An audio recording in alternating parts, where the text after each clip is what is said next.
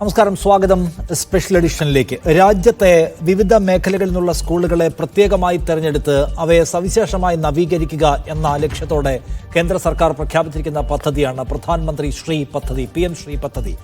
ആ പദ്ധതി തൽക്കാലം നടപ്പിലാക്കേണ്ടതില്ല എന്ന തീരുമാനത്തിലാണ് കേരള സർക്കാർ മുന്നോട്ട് പോയിക്കൊണ്ടിരുന്നത്. കാരണം അതിന് രാഷ്ട്രീയമായ പല ഗൂഢോദ്ദേശങ്ങളുമുണ്ട് എന്ന് കേരളം അടക്കമുള്ള സംസ്ഥാനങ്ങൾ നിലപാട് സ്വീകരിച്ചു. കേരളം, തമിഴ്നാട്, പശ്ചിമബംഗാൾ പോലെയുള്ള സംസ്ഥാനങ്ങൾ. കാരണം ദേശീയ വിദ്യാഭ്യാസ നയത്തിന്റെ കടന്നുവരവും അതുവഴി സംസ്ഥാനങ്ങളുടെ കയ്യിലുണ്ടായിരുന്ന അല്ലെങ്കിൽ കയ്യിലുള്ള വിദ്യാഭ്യാസത്തിന്റെ നയം രൂപീകരിക്കാനും പദ്ധതി ഉണ്ടാക്കാനും നടത്തിക്കൊണ്ടുപോകാനുമുള്ള പൂർണ്ണാധികാരത്തിനുമേലുള്ള കേന്ദ്ര സർക്കാരിന്റെ കടന്നുകയറ്റ പദ്ധതിയാണ്. ഒരു സ്മഗ്ലിംഗ് പ്രോജക്റ്റ് ആണെന്ന് മനസ്സിലാക്കിയിട്ടാണ് അതിൽ നിന്ന് മാറി നിൽക്കാൻ കേരളം തീരുമാനിച്ചത്. ആ പദ്ധതി നടപ്പിലാക്കുമ്പോൾ വിദ്യാഭ്യാസ നയത്തെ നമ്മൾ അംഗീകരിക്കേണ്ടി വരും. അതിൽ പ്രധാനമന്ത്രി നരേന്ദ്രമോദിയുടെ ചിരിച്ച ഫോട്ടോ അവിടെ സ്ഥാപിക്കേണ്ടി വരും. അവർ പറയുന്ന ക്രൈറ്റീരിയ പലതും അംഗീകരിക്കേണ്ടി വരും. അത് വേണ്ട എന്ന് പറയുകയായിരുന്നു കേരളം. നമുക്കറിയാവുന്ന പോലെ രാജ്യത്ത് പലയിടത്തായി ക്ലാസ് മുറികളിലേക്ക് കാവ്യവൽക്കരണം നടപ്പിലാക്കുമ്പോൾ അതിന്റെ ബദൽ ശബ്ദം ഉയർത്തി നിൽക്കുന്ന സംസ്ഥാനങ്ങളിൽ ഒന്നുകൂടിയാണ് കേരളം. അതുകൊണ്ട് സവിശേഷമായി കേരളത്തിന് ഇത് അംഗീകരിക്കാൻ കഴിയുമായിരുന്നില്ല. പക്ഷേ ഇപ്പോൾ ഈ തെരഞ്ഞെടുപ്പ് വർഷമാകുമ്പോഴേക്കും PM ശ്രീ അംഗീകരിച്ചേക്കാം എന്ന നിലപാടിലേക്ക് സർക്കാർ മാറുന്നു എന്നാണ് നമ്മൾ മനസ്സിലാക്കുന്നത്. അതാണ് കുട്ടികൾക്ക് കിട്ടാനുള്ള അരിയും പയറും ഒക്കെ കിട്ടിക്കോട്ടെ എന്ന് V ശിവൻകുട്ടി വേറൊരു താളത്തിൽ അങ്ങ് പറയുന്നത്. പക്ഷേ PM ശ്രീയോട് യോജിക്കാൻ കഴിയില്ല എന്ന നിലയാണ് നേരത്തെ മുതൽ CPIക്കുള്ളത്. ഇന്ന് ഈ ദിവസം വരെ CPIയുടെ സംസ്ഥാന സെക്രട്ടറി ആ വിയോജിപ്പ് പറയുന്നു. പുതിയ എന്തെങ്കിലും തീരുമാനമെടുത്തതായി അറിയില്ല എന്ന് K രാജൻ, CPIയുടെ മുതിർന്ന മന്ത്രി, ഇപ്പോൾ വ്യക്തമാക്കുകയും ചെയ്യുന്നു. അപ്പോൾ PM ശ്രീയിലേക്ക് വീണ്ടും ഇൻ ചെയ്യുന്നതിന് സർക്കാർ പറയുന്ന ന്യായം 1466 കോടി രൂപ അതുവഴി കിട്ടും. ആ പൈസ നമ്മുടെയും കൂടി പൈസയാണല്ലോ, നമ്മുടെ കുഞ്ഞുങ്ങൾ കൂടി അവകാശപ്പെട്ട പൈസയാണല്ലോ, അതെന്തിന് വേണ്ടെന്ന് വെക്കണമെന്നാണ്. ആ നയമുണ്ടായിരുന്നെങ്കിൽ നേരത്തെ തന്നെ PM ശ്രീ എടുത്തു പോകാമായിരുന്നായിരുന്നു. അങ്ങനെ പോയിട്ടുള്ള സംസ്ഥാനങ്ങൾ വേറെയും ഉണ്ടല്ലോ. ഈ സമയത്ത് മാത്രം 1466 കോടിയെക്കുറിച്ചുള്ള ബോധ്യം ഉണ്ടാവുന്നത് എങ്ങനെ? അല്ലെങ്കിൽ തന്നെ കേരളം മുന്നോട്ട് വെക്കുന്ന ഏറ്റവും സ്പഷ്ടമായ ഒരു രാഷ്ട്രീയത്തിന് 1500 കോടി രൂപയുടെ വിലയേ ഉള്ളോ എന്ന ചോദ്യവും അവിടെ ഉണ്ടല്ലോ. ഈ വിഷയം സംസാരിക്കുകയാണ് സ്പെഷ്യൽ എഡിഷൻ. എന്നോടൊപ്പം ഈ ചർച്ചയിൽ അനിൽ ബോസ്, കോൺഗ്രസ് നേതാവ്, ബൽദേവ് സച്ചിദാനന്ദൻ, ഇടത് നിരീക്ഷകൻ, പി തെക്കുട്ടി, മുതിർന്ന മാധ്യമ പ്രവർത്തകൻ എന്നിവരുണ്ട്. CPIM ഈ ചർച്ചയിൽ പങ്കെടുക്കില്ല എന്നാണ് അറിയിച്ചിരിക്കുന്നത്. ആദ്യം ഞാൻ തിരുവനന്തപുരത്തും ഞങ്ങളുടെ പ്രതിനിധി സെയ്ഫ് സൈൻലാബ്ദീൻ എന്നോടൊപ്പം ചേരുന്നുണ്ട്. സെയ്ഫ്, ഈ പദ്ധതി നടപ്പിലാക്കാനുള്ള തീരുമാനം എടുത്തു എന്ന മട്ടിലാണ് V ശിവൻകുട്ടി മാധ്യമങ്ങളോട് സംസാരിക്കുന്നത്. CPIയുടെ എതിർപ്പൊക്കെ ഞങ്ങൾ അങ്ങ് ഡീൽ ചെയ്തോളാം എന്ന് അദ്ദേഹം പറയുന്നുണ്ട്. അപ്പോൾ അങ്ങനെ ശിവൻകുട്ടിക്കും അല്ലെങ്കിൽ CPIMനും എളുപ്പത്തിൽ ഡീൽ ചെയ്യാൻ കഴിയുന്ന മൃദുല സ്വഭാവത്തിലുള്ള വിയോജിപ്പ് CPI മന്ത്രിമാർക്കും സെക്രട്ടറിക്കും ഒക്കെ ഉള്ളൂ എന്നാണോ മനസ്സിലാക്കേണ്ടത്? നിഷാദ്, ഇതിനകത്ത് തീരുമാനമെടുത്തിരിക്കുന്നത് V ശിവൻകുട്ടി അല്ല എന്നുള്ളതാണ് ഒരു പ്രധാനപ്പെട്ട കാര്യം. ഇത് കുറച്ച് നാളുകൾക്ക് മുമ്പ്, ഏതാണ്ട് ഒരു 2 മാസത്തിന് മുമ്പുള്ള ഒരു മന്ത്രിസഭാ യോഗത്തിൻ്റെ പരിഗണനയിലേക്ക് ഈ വിഷയം വരുന്നുണ്ട്. അത് അജണ്ടയായിട്ട് തന്നെയാണ് വരുന്നത്, ഔട്ട് ഓഫ് അജണ്ട അല്ല, അജണ്ടയായിട്ട് തന്നെയാണ് വരുന്നത്. അന്ന് അജണ്ടയായിട്ട് വരുന്ന സമയത്ത് മന്ത്രി P പ്രസാദാണ് ഈ വിഷയം മന്ത്രിസഭാ യോഗത്തിൽ ഉന്നയിക്കുന്നത്. പാർട്ടിക്ക്, അത് അദ്ദേഹം വ്യക്തിപരമായി പറയുന്നതല്ല, ഞങ്ങളുടെ പാർട്ടിക്ക് ഈ വിഷയത്തിൽ എതിർപ്പുണ്ട്, അതുകൊണ്ട് ഈ പദ്ധതിയുമായി ബന്ധപ്പെട്ട വിഷയങ്ങൾ ഇപ്പോൾ പരിഗണിക്കേണ്ടതില്ല എന്നുള്ള നിലപാട്, അവരുടെ പാർട്ടിയുടെ നിലപാട് P പ്രസാദാണ് മുന്നോട്ട് വെക്കുന്നത്. അപ്പോൾ മുഖ്യമന്ത്രി പിണറായി വിജയൻ അതുമായി ബന്ധപ്പെട്ട് വലിയ ചർച്ചകളൊന്നും നടന്നില്ല. അപ്പോൾ മുഖ്യമന്ത്രി പിണറായി വിജയൻ പറഞ്ഞത് അവർക്ക് അങ്ങനെ ഒരു എതിർപ്പുണ്ടെന്നുണ്ടെങ്കിൽ അത് നമുക്ക് പിന്നീട് ചർച്ച ചെയ്യാം എന്ന് പറഞ്ഞിട്ട് ആ അജണ്ടയിൽ നിന്ന് അത് മാറ്റിവെക്കുകയാണ് ചെയ്തത്. പിന്നീട് ഒരു മന്ത്രിസഭാ യോഗത്തിൽ ഈ വിഷയം വരുന്നുണ്ട്. അപ്പോഴും CPIയുടെ എതിർപ്പ് മന്ത്രി K രാജൻ അടക്കമുള്ളവർ രേഖപ്പെടുത്തുന്നുണ്ട്. അപ്പോഴും അത് മാറ്റിവെക്കുകയാണ് ചെയ്തിട്ടുള്ളത്.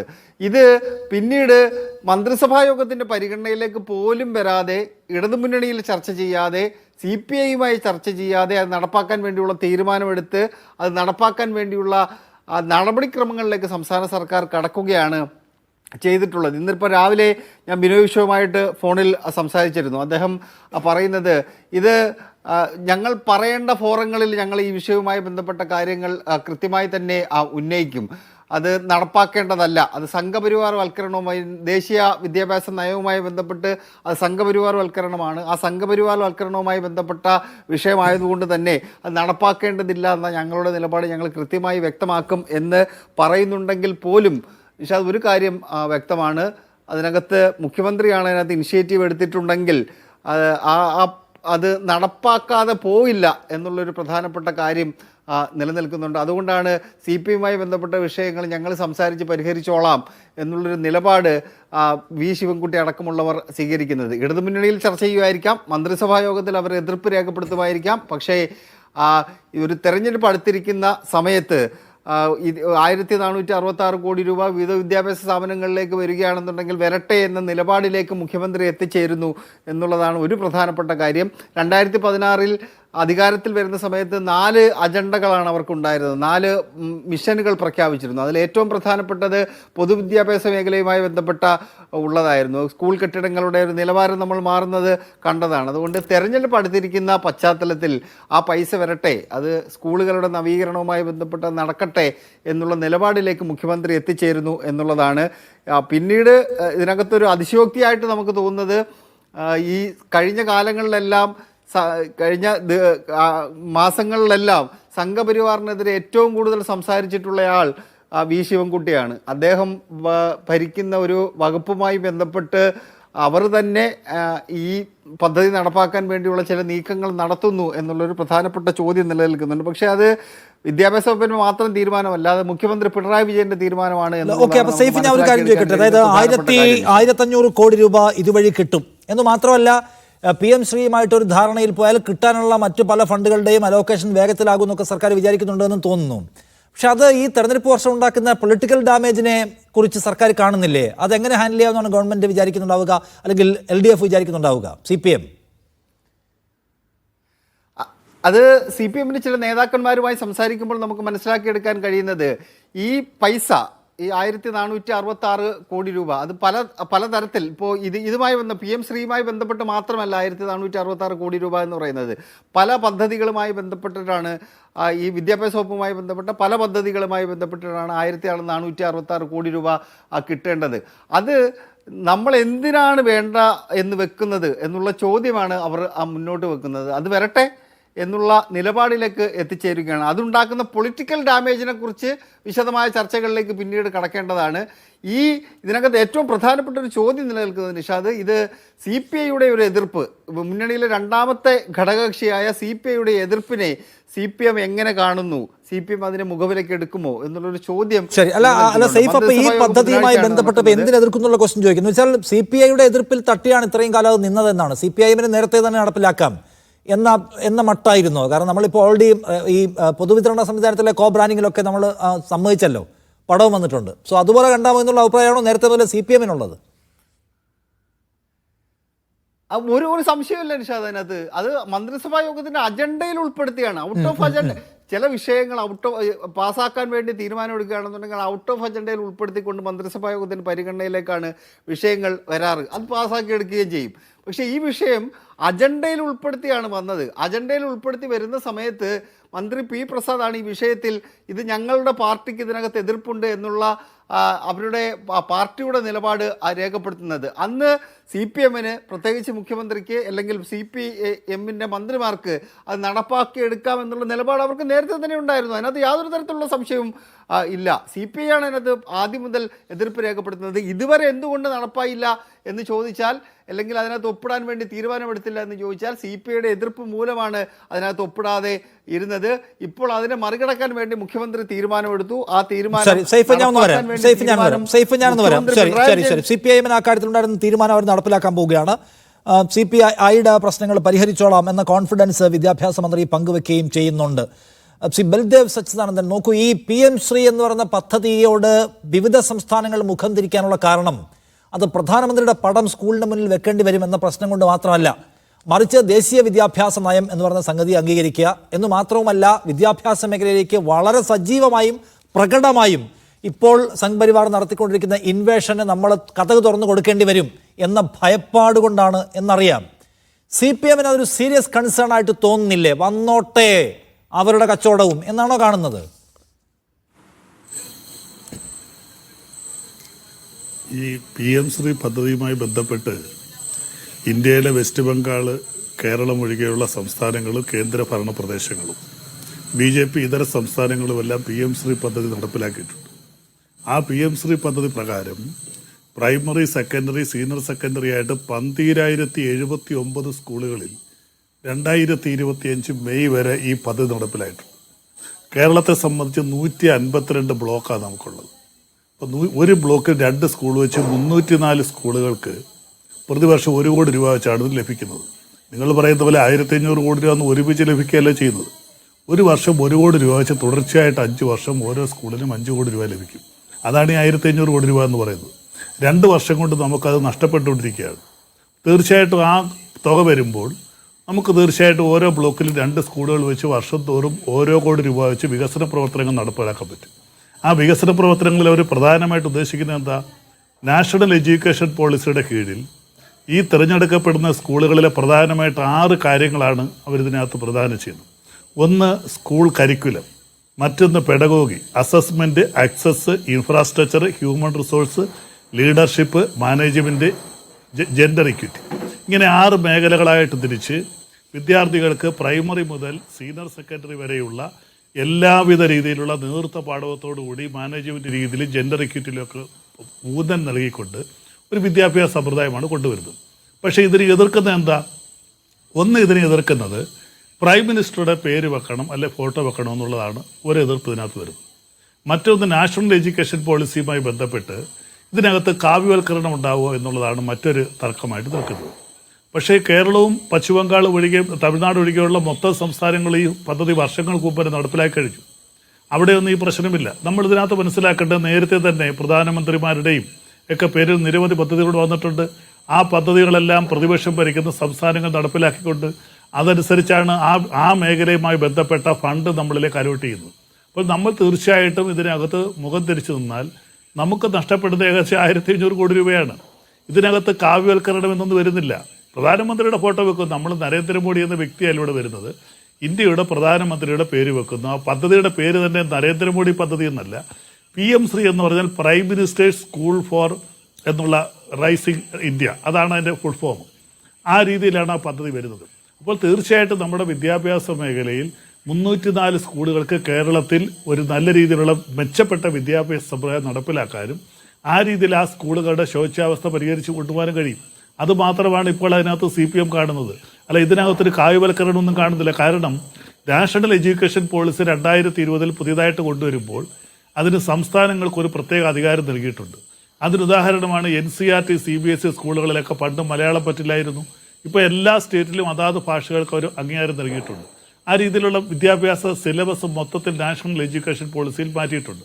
അപ്പോൾ അതുകൊണ്ട് ഇതിനെ നമ്മൾ അന്ധമായിട്ട് കേന്ദ്രത്തിൽ വരുന്ന പദ്ധതികളെ എല്ലാത്തിനെയും എതിർക്കേണ്ട ഒരു കാഴ്ചപ്പാട് ശരിയല്ല എന്നുള്ളൊരു കാഴ്ചപ്പാടാണ് CPM-നെ കൊണ്ട് ഈ പദ്ധതി സ്വീകരിക്കാനും ആ രീതിയിൽ കേരളത്തിന് അവകാശപ്പെട്ട സാമ്പത്തികമായിട്ടുള്ള മേന്മ 1500 കോടി രൂപ ചെറിയ തുകയൊന്നുമല്ല, അത് 5 വർഷമായിട്ട് വരുന്നതാണ്.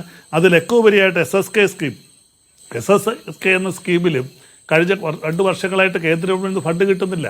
കാരണം ഈ പദ്ധതി നടപ്പിലാക്കാത്തതുകൊണ്ടാണ്. 6000-ഓളം പേർക്ക് അതിനകത്ത് ശമ്പള കുടിശ്ശിക തന്നെയുണ്ട്. ഈ പദ്ധതി നടപ്പിലാക്കി കഴിഞ്ഞാൽ SSK വഴി വരേണ്ടുന്ന സാമ്പത്തിക ആനുകൂല്യം നമുക്കുണ്ടാവും. അപ്പോൾ പല മേഖലകളിൽ സാമ്പത്തിക ആനുകൂല്യം ഉണ്ടാവുകയും കേരളത്തിലെ വിദ്യാർത്ഥികൾക്ക്, വിശേഷിച്ച് നമുക്കറിയാം ഗവൺമെന്റ് സ്കൂളുകളിൽ പഠിക്കുന്ന വിദ്യാർത്ഥികൾ പൊതുവെ സാമ്പത്തികമായി പിന്നോക്കം നിൽക്കുന്നവരാണ്. നഴ്സറിയിലേക്ക് കൊണ്ട് ചേർക്കുന്നതിനാൽ LKG ആയാലും സീനിയർ സെക്കൻഡറി വരെയൊക്കെ പഠിക്കുന്നത് സാമാന്യ സമ്പത്തുള്ളവരെല്ലാം ഇംഗ്ലീഷ് മീഡിയം സ്കൂളുകളെയാണ് ആശ്രയിക്കുന്നത്. അപ്പോൾ ആ കുട്ടികൾക്ക് സമൂഹത്തിലെ താഴ്ന്ന നിലവാരത്തിലുള്ള കുട്ടികൾക്ക്, സാമ്പത്തികമായിട്ട് പിന്നോക്കം നിൽക്കുന്നവർക്ക്, വിശേഷിച്ച് ബ്ലോക്ക് തലത്തിൽ എന്ന് പറയുമ്പോൾ ഗ്രാമപ്രദേശങ്ങളിലാണ് സ്കൂളുകൾ വരുന്നത്. അവർക്കൊക്കെ മെച്ചപ്പെട്ട രീതിയിലുള്ള വിദ്യാഭ്യാസ സമ്പ്രദായം, വിദ്യാഭ്യാസ രീതി നൽകാൻ ഒരുപക്ഷെ ഇതിന് നടക്കുമായിരിക്കും. അപ്പോൾ അതിനെ എന്തുകൊണ്ടാണ് CPM എതിർക്കുന്നത് എനിക്ക് മനസ്സിലാകുന്നില്ല. എതിർക്കേണ്ട ആവശ്യകതയില്ല. ഇത് നമ്മുടെ കേരളത്തിന്റെ സമഗ്രമായ വിദ്യാഭ്യാസ മേഖലയിലെ ഒരു പുരോഗതിക്ക് വെളിവാകുന്ന ഒരു പരിപാടിയാണെന്നാണ് ഞങ്ങൾ. കേന്ദ്ര സർക്കാർ ആ കാര്യത്തിൽ അവിടെ രാഷ്ട്രീയ താല്പര്യം വെച്ച് ഇടപെടാൻ ഒരു സാധ്യതയുമില്ല എന്ന് മാത്രവുമല്ല, സംസ്ഥാനങ്ങൾക്കുള്ള അധികാരം, വിദ്യാഭ്യാസ നയങ്ങൾ രൂപീകരിക്കുമ്പോഴുള്ള അവരുടെ സ്പേസ് ലിമിറ്റ് ചെയ്യപ്പെടുക, ഇതൊന്നും സംഭവിക്കില്ല. കേന്ദ്ര സർക്കാർ പണം തന്ന് സ്കൂളുകളെ നന്നാക്കുക എന്ന സതുദ്ദേശത്തിൽ മാത്രമേ പ്രവർത്തിക്കൂ. അത് CPI മനസ്സിലാക്കണം എന്ന അഭിപ്രായമാണ് താങ്കൾ പങ്കുവയ്ക്കുന്നത്. തീർച്ചയായിട്ടും അത് നമുക്ക് ഇപ്പോൾ ഈ പദ്ധതിയുടെ അവർ ഉദ്ദേശമായിട്ട് പറയുന്നത്, ഞാൻ പറഞ്ഞില്ല, അതിന് 6 പില്ലർ വിദ്യാഭ്യാസ മേഖലയിലുള്ള സമഗ്രമായ പരിഷ്കരണമാണ് അവരിതിലൂടെ ഉദ്ദേശിക്കുന്നത്. അതിനകത്ത് ആകെ പറഞ്ഞിട്ടുള്ളത് പ്രൈം മിനിസ്റ്ററുടെ പേര് അവിടെ വെക്കണം എന്നുള്ളതാണ് പറഞ്ഞിരിക്കുന്നത്. PM ശ്രീ പദ്ധതി എന്ന് എഴുതി പേര് വെക്കണം, അല്ലെങ്കിൽ ഒരു ഫോട്ടോ വെക്കണം. അതിന് നമ്മൾ അന്ധമായിട്ട് തീർത്ത് കാര്യമൊന്നുമില്ല. നമ്മളിവിടെ എത്രയോ പേരുടെ ഇന്ത്യയുടെ പ്രധാനമന്ത്രിമാരുടെ ഫോട്ടോ വെച്ച് എത്രയോ പദ്ധതി റേഷൻ കടയിലടക്കം. ഞാൻ ചോദിക്കുന്നത്, ഇങ്ങനെ തെരഞ്ഞെടുക്കപ്പെടുന്ന സ്കൂളുകളുടെ പാഠ്യപദ്ധതിക്കകത്ത് കേന്ദ്ര സർക്കാർ BJP രാഷ്ട്രീയ താല്പര്യത്തോടെ ഇടപെടാൻ പോകുന്നതേയില്ല എന്ന് ഉറപ്പുണ്ടോ ചോദിക്കുക. തീർച്ചയായിട്ടും നാഷണൽ എഡ്യൂക്കേഷൻ പോളിസി 2020 ഞാൻ നേരത്തെ പറഞ്ഞല്ലോ, വളരെ വ്യക്തമായിട്ട് പറഞ്ഞിട്ടുണ്ട്. സിലബസുകൾക്ക് കേന്ദ്രം പറയുന്ന സിലബസുകളുണ്ട്, അത് അതേപടി നടപ്പിലാക്കണമെന്നില്ല. സംസ്ഥാനങ്ങൾക്ക് വിദ്യാഭ്യാസത്തിൽ സ്റ്റേറ്റ് എഡ്യൂക്കേഷൻ റൂളും സ്റ്റേറ്റ് എഡ്യൂക്കേഷൻ പോളിസിയും ഉണ്ട്. ഒരുപക്ഷെ നിങ്ങൾ ഒരു കൗണ്ടർ പറയാം, 2 എഡ്യൂക്കേഷൻ പോളിസി വന്നാൽ സെൻട്രൽ ആക്ട് വിൽ പ്രിവെയിൽ എന്നൊരു നിയമമുണ്ട്. പക്ഷേ അങ്ങനെ വരുമ്പോൾ സംസ്ഥാനങ്ങൾക്ക് അവരുടേതായിട്ടുള്ള ചില കാര്യങ്ങൾ ചെയ്യാം. വിദ്യാഭ്യാസ മേഖലയിലും ഗ്രാമവികസനം എല്ലാ മേഖലകളിലും സ്റ്റേറ്റ് ആക്ടുകളുണ്ട്. ആ സ്റ്റേറ്റ് ആക്ടുമായി ബന്ധപ്പെട്ട് സംസ്ഥാന ഗവൺമെന്റ് അതിന് വേണ്ട കാര്യങ്ങൾ ചെയ്യാം. അതിന് തർക്കമൊന്നുമില്ല. പരിപൂർണമായിട്ട് കേന്ദ്രം പറയുന്ന അതേ രീതിയിൽ നമ്മൾ വിദ്യാഭ്യാസ സമ്പ്രദായം നടപ്പിലാക്കണം എന്ന് ഈ PM ശ്രീ പദ്ധതിയിൽ പറയുന്നില്ല. അങ്ങനെ പറഞ്ഞിട്ടുണ്ടെങ്കിൽ തീർച്ചയായിട്ടും CPIയുടെ അല്ല ആരുടെ എതിർപ്പിന് അതിൻ്റെതായിട്ടുള്ള പ്രയോജനം ഉണ്ടാകും. പക്ഷേ അങ്ങനെ PM ശ്രീ പദ്ധതിയിൽ കേന്ദ്രം പറയുന്ന രീതിയിൽ സിലബസും അതിനകത്ത് പ്രധാനമായിട്ട് എടുത്ത് കാണിക്കുന്നത് ചരിത്രപരമായ പല കാര്യങ്ങളും എടുത്തു മാറ്റിക്കൊണ്ട് ചരിത്രത്തെ തിരുത്തിക്കൊണ്ട് ഈ PM ശ്രീ പദ്ധതിയിലൂടെ നമ്മുടെ സ്കൂൾ തലത്തിൽ വിദ്യാർത്ഥികളിൽ തെറ്റായ ചരിത്രബോധം ഉണ്ടാക്കി തെറ്റായ ചരിത്ര പാരമ്പര്യം പറഞ്ഞു കൊടുത്ത് ഇന്ത്യയുടെ ചരിത്രത്തിൽ നടന്നിട്ടില്ലാത്ത ചില കാര്യങ്ങൾ അടിച്ചേൽപ്പിക്കാൻ ശ്രമിക്കുന്നതെന്നാണ് ഇതിനകത്തൊരു വ്യാഖ്യാനം വരുന്നത്. പക്ഷേ PM ശ്രീ പദ്ധതിയിൽ അങ്ങനെ യാതൊന്നും പറയുന്നില്ല. അവർ പറയുന്ന പ്രധാനമായിട്ട് അടിസ്ഥാനപരമായ വിദ്യാഭ്യാസ മേഖലയിൽ അധ്യാപകർക്ക് വേണ്ടത്, വിദ്യാർത്ഥികൾക്ക് വേണ്ടത്, വിദ്യാർത്ഥികൾ തമ്മിലുള്ള ബന്ധത്തിൽ ഉണ്ടായിരിക്കേണ്ട മാനദണ്ഡങ്ങൾ,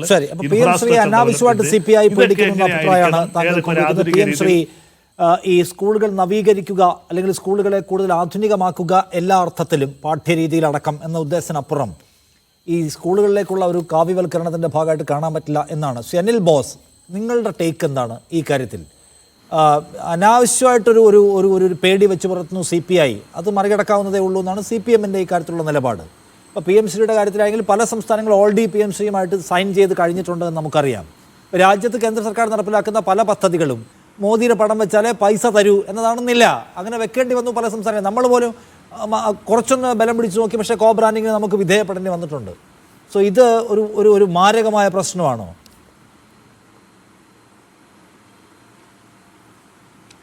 നിങ്ങൾ ശ്രദ്ധിക്കേണ്ട ഒരു പ്രധാനപ്പെട്ട കാര്യം, ഡൽഹി, പഞ്ചാബ്, ബംഗാൾ, കേരളമടക്കം ഉള്ള സംസ്ഥാനങ്ങളിൽ ഈ പദ്ധതി നടപ്പാക്കാത്തതിൻ്റെ പേരിൽ 2023, 24, 25 വർഷങ്ങളിൽ സർവശിക്ഷാ അഭിയാനും മാധ്യമിക അഭിയാനും ഒക്കെയായി ബന്ധപ്പെട്ടുള്ള പദ്ധതികളുടെ ഭാഗമായി നൽകേണ്ടുന്ന തുക നൽകാതെ സംസ്ഥാന ഗവൺമെൻറ്റുകളെ സമ്മർദ്ദത്തിലാക്കുന്ന, നമ്മൾ ഭീഷണിപ്പെടുത്തുക എന്ന് പറയും, ആ ഭീഷണിപ്പെടുത്തി, അതായത് ഞങ്ങൾ തരില്ല എന്ന്, ഞങ്ങൾ നിങ്ങൾക്ക് തരാനുള്ള സർവശിക്ഷാ അഭിയാനുമായി ബന്ധപ്പെട്ട് നടക്കേണ്ട വികസന പ്രവർത്തനങ്ങളോ പദ്ധതി പ്രവർത്തനങ്ങളോ നടത്താനുള്ള പണം ഞങ്ങൾ തരില്ല, ഞങ്ങൾ പറയുന്നത് നിങ്ങൾ ചെയ്യണം എന്ന ഭീഷണിയുടെ, ശരിക്കും പറഞ്ഞാൽ ഒരു ഗുണ്ടാ ലൈനാണ് കേന്ദ്ര സർക്കാർ ഈ വിഷയത്തിൽ സ്വീകരിച്ചിരിക്കുന്നത് എന്ന കാര്യത്തിൽ 1% പോലും തർക്കമില്ല.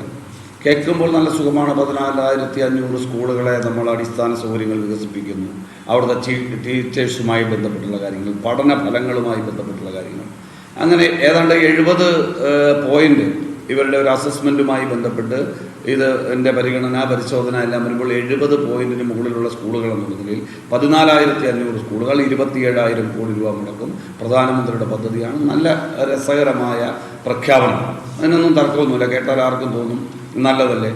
അവിടെ ഓരോ സ്കൂളാണെങ്കിൽ അവിടെ ടോയ്ലറ്റ് വേണം. കേരളത്തിലെ സ്കൂളിൽ എവിടെയാണ് ടോയ്ലറ്റ് ഇല്ലാത്തത്?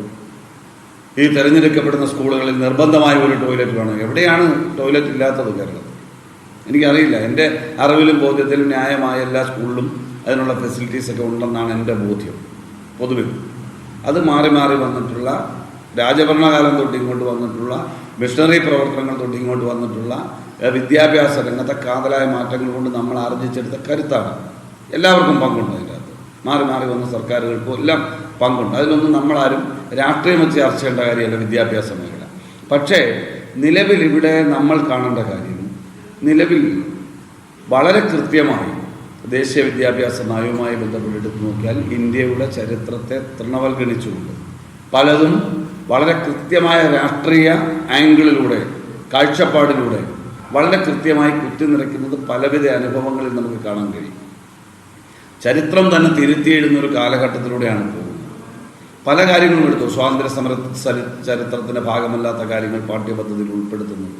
ചരിത്രത്തിൻ്റെ ഭാഗമായി ഒരിക്കലും ഉൾപ്പെടുത്താൻ പാടില്ലാത്ത ആളുകളെ ഹിന്ദുപരിവാർ രാഷ്ട്രീയത്തിൻ്റെ ഭാഗമായി പഠന വിഷയമാക്കി മാറ്റുന്നു. അങ്ങനെ തുടങ്ങി നിരവധി കാര്യങ്ങൾ നടക്കുകയാണ്. അപ്പോൾ അത്തരം കാര്യങ്ങൾ ചെറുക്കപ്പെടണം. അതിന് സംശയത്തോടു കൂടി തന്നെയാണ് നാം കാണുന്നത്. ഞങ്ങൾ ഇതിൻ്റെ അകത്ത് എടുത്തിട്ടുള്ള ഒരു പൊസിഷൻ, സംഘപരിവാർ മുന്നോട്ട് വയ്ക്കുന്ന വിദ്യാഭ്യാസ മേഖലയിൽ അവർ നുഴഞ്ഞ് അല്ലെങ്കിൽ ചുരണ്ടിക്കയറ്റാൻ ശ്രമിക്കുന്ന കാര്യങ്ങളുണ്ട്. ആ കാര്യങ്ങളോട് ഇന്നലെ അവരെ ശക്തമായി എതിർക്കുന്നു എന്ന് പറയുന്ന CPM എന്താണ് ഇപ്പോൾ ആടുന്നത്? എന്താണ് ഇവർക്കൊരു ആട്ടം? അവരുടെ പൊളിറ്റിക്കൽ പൊസിഷൻ എന്താണ്? ക്യാബിനറ്റിന്റെ ഡിസിഷൻ എന്താണ്? LDFന്റെ ഡിസിഷൻ എന്താണ്? അത് അവർ വ്യക്തമാക്കണം. CPMന്റെ പ്രശ്നം നേരത്തെ സൈഫ് ചൂണ്ടിക്കാണിച്ചത് കാണും. അതായത് CPMന് സംഘപരിവാറിനോട് വിയോജിപ്പുണ്ട്, കാവ്യവൽക്കരണത്തോട് വിയോജിപ്പുണ്ട്, എല്ലാം ഉണ്ട്. പക്ഷേ PM ശ്രീ കാവ്യവൽക്കരണമാണെന്ന് അവർക്ക് തോന്നുന്നില്ല. അതല്ല നിഷാദ്, അത് തെറ്റിദ്ധരിക്കുകയാണ്. ഒരു തെരഞ്ഞെടുപ്പിന്റെ അന്തരീക്ഷത്തിൽ വളരെ കൃത്യമായ പോളറൈസേഷന് വേണ്ടി തന്നെയാണ് ഒരു മുന്നണി. CPMന്റെ ചരിത്രം എന്താണ്?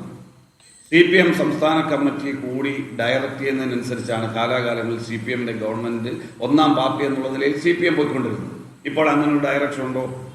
അങ്ങനെ ഒരു രാഷ്ട്രീയ നേർവഴി കാട്ടി ഈ ഗവൺമെന്റ് ഇങ്ങനെ പോകണം, ഒരു ദിശാബോധം നൽകുന്ന സമീപനം CPMന്റെ സംസ്ഥാന ലീഡർഷിപ്പിൽ നിന്നുണ്ടോ? അവർക്ക് അവിടെ വല്ല റോള് കൊണ്ടോ? അവർ വെറും കാഴ്ചക്കാരുടെ റോളിലാണ്. അവർക്ക് യാതൊരു അഭിപ്രായവുമില്ല. പിന്നെ ഒരു മുന്നണി എന്നുള്ള നിലയിൽ ഒരു പാർട്ടി ഒറ്റയ്ക്കാണല്ലോ കേരളം ഭരിക്കുന്നത്. ഒരു മുന്നണി സംവിധാനത്തിൽ എല്ലാ പാർട്ടികളുടെയും ഒപ്പീനിയൻ എടുക്കണം. അങ്ങനെ ഒരു പൊളിറ്റിക്കൽ ഒപ്പീനിയൻ ഇവർ റെസൊല്യൂഷനായി എടുത്തിട്ടുണ്ടോ? എടുത്തിട്ടില്ല. അപ്പൊ എടുക്കാതെ മന്ത്രിസഭയിൽ അജണ്ടയായി വന്നപ്പോൾ ഇവിടെ നിങ്ങളുടെ റിപ്പോർട്ടർ തന്നെ സൂചിപ്പിച്ചതുപോലെ ശ്രീ P. പ്രസാദ് ആകട്ടെ, രാജനാകട്ടെ, മന്ത്രിമാർ ഈ വിഷയത്തിൽ വിയോജിപ്പ് രേഖപ്പെടുത്തി മാറ്റിവെച്ചൊരു കാര്യം ഇപ്പോൾ എന്തുകൊണ്ട് പൊടുന്നനെ രംഗത്ത് വരുന്നു? കേവലം ഒരു 1500 കോടിയുടെ രാഷ്ട്രീയമല്ല അവിടെ. നിങ്ങൾ വിചാരിക്കുന്നത് പോലെ അടിസ്ഥാന സൗകര്യ വികസനത്തിന് ഫണ്ട് വരും എന്ന രാഷ്ട്രീയമല്ല. ഒരു തെരഞ്ഞെടുപ്പിന്റെ മുന്നിൽ കൃത്യമായ പോളറൈസേഷൻ ഉണ്ടാകാനുള്ള ദുഷ്ടലാക്കോട് കൂടിയാണ്. എന്തിനാണ് ഹിജാബ് വിഷയത്തിൽ സർക്കുലർ ഇറക്കി വിവാദം ഉണ്ടാക്കാൻ ശ്രമിച്ചത്? ഒരു വിഷയം ഉണ്ടാകുമ്പോൾ അത് നോർമലൈസ് ചെയ്ത് പരിഹരിക്കപ്പെടാൻ കഴിയുന്ന ചെറിയ പരിധിയിൽ നിന്നുകൊണ്ട് പരിഹരിക്കപ്പെടാൻ കഴിയുന്ന വിഷയങ്ങളെ എന്തുകൊണ്ടാണ് കത്തിക്കാൻ ശ്രമിക്കുന്ന ഒരു ഗവൺമെന്റ്? അതിന്റെ വിദ്യാഭ്യാസ വകുപ്പ് മന്ത്രി കത്തിക്കാൻ ശ്രമിക്കുന്നത് എന്തുകൊണ്ടാണ്? അപ്പൊ ഇവിടുത്തെ ഒരു സമാധാന അന്തരീക്ഷം അത് മാറണം, കലുഷിതമാകണം. അപ്പൊ തെരഞ്ഞെടുപ്പ് വരാനിരിക്കുന്ന നിലയിൽ ജാതി മത ചിന്തകൾ ആളിക്കത്തിച്ച് അതിൻ്റെ അകത്ത് ഇപ്പം നമ്മൾ എന്താ ചെയ്യുന്നത്? നമ്മൾ ഈ ചർച്ച, നിങ്ങൾ ഈ മീഡിയ വഴി ഈ വിഷയം ചർച്ചയ്ക്കെടുത്തു. നമ്മൾ സ്വാഭാവികമായും ഇടതുപക്ഷമാണെങ്കിൽ നമ്മൾ പൊതുവെ പറയുന്നത് എന്താ? പൊതുവെ പറയുന്നത് സംഘപരിവാർ വിരുദ്ധ രാഷ്ട്രീയം. ഇവിടെ CPM പറയുന്നത് എന്താ? സംഘപരിവാർ ഒരു കുഴപ്പമില്ലെന്ന് പറയുന്നത്. 1500 കോടി കിട്ടിയാലെന്നാൽ നാണം കെട്ടുന്നാൽ കാശ് നേടിക്കൊണ്ടെന്നാൽ നാണക്കേടാ പണം തീർത്തുകൊള്ളുമെന്ന് മനോഭാവത്തിലേക്ക് വന്നോ CPM? പണം എന്ത് കിട്ടിയാലും, പണം എവിടുന്ന് കിട്ടിയാലും അതിനുവേണ്ടി എന്ത് പണിയും ചെയ്യാൻ കുനിഞ്ഞു നിൽക്കാൻ തയ്യാറാകുന്ന ഒരവസ്ഥയിലാണോ CPM? CPMന്റെ പ്രത്യയശാസ്ത്രം അങ്ങനെയായി മാറിയോ? അങ്ങനെയൊന്നും ആയിരുന്നില്ല. CPM മുന്നോട്ട് വെച്ചിട്ടുള്ള ഇടതുപക്ഷ കാഴ്ചപ്പാട്, സോഷ്യലിസ്റ്റ് കാഴ്ചപ്പാട്, സർവ സമഭാവന എന്ന് പറയുന്ന ഒരു നിലയിൽ പോയിക്കൊണ്ടിരുന്ന കാര്യമൊന്നും അങ്ങനെ ആയിരുന്നില്ല. ഇപ്പൊ ആര് പണം കൊടുത്താലും എന്തും ചെയ്യാൻ റെഡിയായി നിൽക്കുന്ന സ്ഥിതിയാണെങ്കിൽ നമുക്കൊന്നും പറയാനില്ല. നമുക്കൊന്നും ഈ കാര്യത്തിൽ പറയാനില്ല. ഞങ്ങളതുകൊണ്ട് കാത്തിരിക്കുന്നത് ശിവൻകുട്ടിയുടെ പ്രസ്താവനയോ മുഖ്യമന്ത്രിയുടെ ദുഷ്ടലാക്കോ ഒക്കെ ഞങ്ങൾക്ക് വളരെ കൃത്യമായി ബോധ്യമുണ്ട്. പക്ഷേ ഇതിൻ്റെ അകത്ത് ഇടതു മുന്നണിയുടെ പൊസിഷൻ വരട്ടെ. ഇടതു മുന്നണി ഇതിൻ്റെ അകത്ത് നിലപാടെടുത്ത് അവർ CPA പീഡിപ്പിക്കോ എന്തു വേണേൽ ചെയ്യണം. പക്ഷെ ആ പൊസിഷൻ എന്താണെന്ന് കേരളത്തിലെ പൊതുസമൂഹത്തിന് അറിയാൻ താല്പര്യമുണ്ട്. ഇന്നലെ വരെ ഉയർത്തിയ സംഘപരിവാർ വിരുദ്ധ രാഷ്ട്രീയം അതെല്ലാം നിങ്ങൾ അവസാനിപ്പിച്ചോ? നിങ്ങൾ ഒരു മിനിറ്റ് നിഷാദേ, ഈ സംഘപരിവാർ വിരുദ്ധ രാഷ്ട്രീയം CPM അവസാനിപ്പിച്ചോ? അവരുമായിട്ടുള്ള ഒത്തുതീർപ്പ് രാഷ്ട്രീയത്തിൽ പോകുന്നു എന്ന് പറയുന്ന പല കാര്യങ്ങളിൽ ഒടുവിലത്തെ ഉദാഹരണമായി ഇത് മാറുകയാണ്. ഇന്ത്യയിൽ അവശേഷിക്കുന്ന ഒരു സംസ്ഥാനം, ഇവരുടെ തന്നെ മന്ത്രിയായിരുന്ന G. സുധാകരന്റെ ഭാഷയിൽ പറഞ്ഞാൽ ആകെ ഇന്ത്യയിലുള്ളത് 2% വോട്ടാണ്. കേരളമാണ് ഒരു പച്ചത്തുരുത്ത്. അതുകൂടി ഇല്ലാതാകാൻ പോകുന്ന അവസ്ഥയിൽ എന്നാൽ CPM എന്നുള്ള ചിന്ത മാറ്റി അധികാരം മതി, പ്രത്യയശാസ്ത്രം വേണ്ട, അതുകൊണ്ട് മോഡിക്ക് സ്തുതിവേല ചെയ്യാം എന്ന് പറയുന്ന രാഷ്ട്രീയത്തിലേക്ക് നിങ്ങൾ മാറിയെങ്കിൽ നിങ്ങളത് പരസ്യമായിട്ട് അംഗീകരിച്ചാൽ മതിയെന്നേ. മോഡിക്ക് സ്തുതിവേല ചെയ്യുന്ന രാഷ്ട്രീയത്തിലേക്ക്, സംഘപരിവാർ രാഷ്ട്രീയത്തിലേക്ക് CPM ലീഡർഷിപ്പ് അവരുടെ പ്രത്യയശാസ്ത്രത്തെ ചേഞ്ച് ചെയ്തു എങ്കിൽ അത് നിങ്ങൾ പരസ്യമായിട്ടൊക്കെ പറഞ്ഞാൽ മതി. നമുക്ക് ബാക്കി പിന്നാലെ സംസാരിക്കാം. അതുകൊണ്ട് ഇടതു മുന്നണിയുടെ തീരുമാനം അറിയട്ടെ, അതിനനുസരിച്ച് നമുക്ക് പൊളിറ്റിക്കൽ പൊസിഷൻ എടുക്കാം. ഇത് ദുഷ്ടലാക്കാണ് എന്നാണ് എനിക്ക് പ്രാഥമികമായി പറയാനുള്ളത്. ശരി. അല്ല, CNP ചക്കുട്ടി, ഇത് CPIM ഒരു ഏറ്റുമുട്ടലിനില്ല എന്ന സന്ദേശം കേന്ദ്ര സർക്കാരിനോട് കൊടുക്കുന്നു എന്ന് താങ്കൾ വിചാരിക്കുന്നുണ്ടോ? അതായത് പല കാര്യങ്ങളിലും കേന്ദ്ര സർക്കാരിനോട് ഒരു സഹവർത്തിത്വത്തിൻ്റെ ഭാഷയിൽ പോയി ആനുകൂല്യങ്ങൾ നേടിയെടുക്കാമെന്നൊരു ലൈൻ പൊതുവെ പിണറായി വിജയൻ അടക്കമുള്ള ആൾ എടുക്കുന്ന നാം കണ്ടിട്ടുണ്ട്. കാരണം റെയിലിന് അവർക്ക് അനുമതി വേണമായിരുന്നു, ഫണ്ട് ഒരുപാട് ആവശ്യമുണ്ടായിരുന്നു, വായ്പാ നിരക്കുമായി ബന്ധപ്പെട്ട്, പലിശ കടമെടുപ്പുമായി ബന്ധപ്പെട്ടൊക്കെ നമുക്ക് അവരുമായിട്ട് ഇടയിലൊരു തർക്കങ്ങളുണ്ടായിരുന്നു. ആ തർക്കങ്ങൾ പരിഹരിക്കാൻ ഒരു അഗ്രസീവ് ലൈനല്ല, കുറച്ചുകൂടി ഒരു സമാധാനത്തിൻ്റെയും സമന്വയത്തിൻ്റെയും പാത സ്വീകരിക്കാം എന്ന് പൊതുവെ കാണുന്നതായി കണ്ടിട്ടുണ്ട്. അതിൻ്റെ ഒരു തുടർച്ചയാണോ ഇത്? അതായത് ഞാൻ വീണ്ടും ചോദിക്കുന്നത്, ഞങ്ങൾ മുട്ടാനില്ല, ഏറ്റുമുട്ടലിന്, സംഘർഷത്തിനില്ല എന്ന് പ്രഖ്യാപിക്കുകയാണോ? അല്ല, ഇതിൽ നമ്മൾ ഇപ്പോൾ സമീപകാലത്ത് CPM പ്രത്യേകിച്ച് മുഖ്യമന്ത്രി എടുക്കുന്ന രാഷ്ട്രീയ നിലപാടുകളും അദ്ദേഹത്തിൻ്റെ ചില രീതികളും ഇതുമായിട്ട് കൂട്ടി യോജിപ്പിച്ചുകൊണ്ട് മാത്രമേ നമുക്ക് ഈ വിഷയത്തെ കാണാൻ കഴിയുള്ളൂ. അപ്പോൾ ഗവർണറുമായിട്ടുണ്ടായിരുന്ന പ്രശ്നങ്ങൾ നമുക്കറിയാം അത് എങ്ങനെയാണ് പരിഹരിച്ചതെന്ന്. ഗവർണറും അദ്ദേഹവും ഒരു ചായ സൽക്കാരം നടത്തുന്നു, അത്തരം കാര്യങ്ങളൊക്കെ പറഞ്ഞു തീർക്കുന്നു. അത്തരത്തിൽ വളരെ വളരെ കൃത്യമായിട്ടുള്ള ചില രാഷ്ട്രീയ ലക്ഷ്യങ്ങളോട് കൂടിയാണ് കഴിഞ്ഞ കുറച്ച് കാലങ്ങളായിട്ട് സംഘപരിവാരവുമായിട്ടുള്ള ബന്ധങ്ങൾ ഈ സർക്കാർ മുന്നോട്ട് കൊണ്ടുവന്നത്. ഏറ്റുമുട്ടാനില്ല എന്നുള്ളതല്ല അവരുടെ പ്രശ്നം. അവർ കേരളത്തിലെ പുതിയ രാഷ്ട്രീയ സാഹചര്യത്തിൽ സംഘപരിവാരവുമായിട്ട് ചില തരത്തിലുള്ള ഒരു നീക്കുപോക്കുകൾക്ക് സാധ്യത ഉണ്ടെന്ന് അവർ കാണുന്നുണ്ട്. ആ നീക്കുപോക്കുകളുടെ സാധ്യതകൾ അവർ യഥാർത്ഥത്തിൽ പ്രായോഗികമായിട്ട് തെരഞ്ഞെടുപ്പ് കൊണ്ടുവരികയും ചെയ്യും. അപ്പോൾ തൃശ്ശൂരുണ്ടായ ഒരു വിഷയം അതാണ്. തൃശ്ശൂർ യഥാർത്ഥത്തിൽ നമുക്കൊക്കെ അറിയാം, തൃശ്ശൂർ ലോക്സഭാ ഇലക്ഷന് തൊട്ട് മുമ്പായിട്ടാണ് ഒരു പ്രധാനപ്പെട്ട പോലീസ് ഉദ്യോഗസ്ഥനെ RSSുമായിട്ട് ചർച്ച ചെയ്തത്. ആ ഇലക്ഷനിൽ നിന്ന് സംഭവിച്ചു വെച്ചാൽ CPIയുടെ ആളാണ് അവിടെ തോറ്റത്. CPMന് നഷ്ടമൊന്നും ഉണ്ടായില്ല, പക്ഷേ CPIയുടെ കാൻഡിഡേറ്റ് അവിടെ തോറ്റു. അപ്പോൾ അതുകൊണ്ട് ഇത്തരം കാര്യങ്ങളിൽ CPIക്ക് വലിയ വില കൊടുക്കേണ്ടി വരുന്നു. CPIയുടെ കിട്ടേണ്ട സീറ്റുകൾ അങ്ങോട്ട് പോവുകയാണ്. ഇപ്പോൾ നിയമസഭാ തെരഞ്ഞെടുപ്പിൽ ഈ തരത്തിലുള്ള ഒരു കൊടുക്കൽ വാങ്ങലിൻ്റെ അന്തരീക്ഷം ഉണ്ടാവുകയും ചില തരത്തിലുള്ള നീക്കുപോക്കുകളും ഉണ്ടായ CPMന് നഷ്ടം വരില്ല, CPIക്ക് കാര്യമായ നഷ്ടം ഉണ്ടാവുകയും ചെയ്യും. അതാണ് ഒന്നാമത്തെ കാര്യം. രണ്ടാമത്തെ പ്രശ്നം, ഇതങ്ങനെ ഒരു പ്രായോഗികമായിട്ടുള്ള ഏറ്റുമുട്ടലിൻ്റെ വിഷയമല്ല. This is A theoretical issue. അതായത് സംഘപരിവാരത്തിൻ്റെ പൊളിറ്റിക്കൽ ഇക്കണോമിക് പോളിസിയുമായിട്ട് അല്ല അതിൻ്റെ തിയറിറ്റിക്കൽ പൊസിഷനുമായിട്ട് ഇടതുപക്ഷത്തിന് യോജിപ്പുണ്ടോ ഇല്ലയോ എന്നുള്ളതാണ്. അപ്പം നമ്മുടെ നാഷണൽ എഡ്യൂക്കേഷൻ പോളിസിയുടെ ഏറ്റവും പ്രധാനപ്പെട്ട വിഷയം എന്ന് പറയുന്നത് അത് കൊണ്ടുവരാൻ ശ്രമിക്കുന്ന വളരെ നിഷേധാത്മകമായ ഇന്ത്യയിലെ ബഹുസ്വര സമൂഹത്തിൻ്റെ രാഷ്ട്രീയ സാമൂഹിക താല്പര്യങ്ങൾക്ക് വിരുദ്ധമായിട്ടൊരു അജണ്ടയുണ്ട്. ആ അജണ്ട ചരിത്രത്തിൽ വളരെ വ്യാപകമാണ്, സാമൂഹിക ശാസ്ത്രങ്ങളിൽ വളരെ വ്യാപകമാണ്, ഇക്കണോമിക്സ് അടക്കമുള്ള മേഖലയിൽ വ്യാപകമാണ്. എന്തിന് ഫിസിക്കൽ സയൻസസിനകത്തടക്കം അവർ പലതരത്തിലുള്ള കുത്തിത്തിരിപ്പുകൾ നടത്തുന്നുണ്ട്. അപ്പോൾ ഈ സാഹചര്യത്തിൽ വിദ്യാഭ്യാസ രംഗത്ത് നാഷണൽ എഡ്യൂക്കേഷൻ പോളിസിയെ ആക്സെപ്റ്റ് ചെയ്യുന്ന ഒരു പൊസിഷൻ കേരളം എടുക്കുകയാണെങ്കിൽ നിങ്ങളൊരു ചെറിയൊരു വാതിൽ തുറന്നിട്ട് കഴിഞ്ഞാൽ പിന്നെ ഒരു വലിയ ഫ്ലഡാണ് വരാൻ പോകുന്നത്. നമ്മൾ ഇന്ന് വരെ കേരളത്തിൽ മുന്നോട്ട് വച്ചിരുന്ന ഒരു എഡ്യൂക്കേഷൻ പോളിസി ഉണ്ട്, വിദ്യാഭ്യാസം സംബന്ധിച്ചൊരു കാഴ്ചപ്പാടുണ്ട്, നമ്മുടെ ഒരു ബഹുസ്വര സമൂഹത്തിൻ്റെ ഒരു രീതിയുണ്ട്.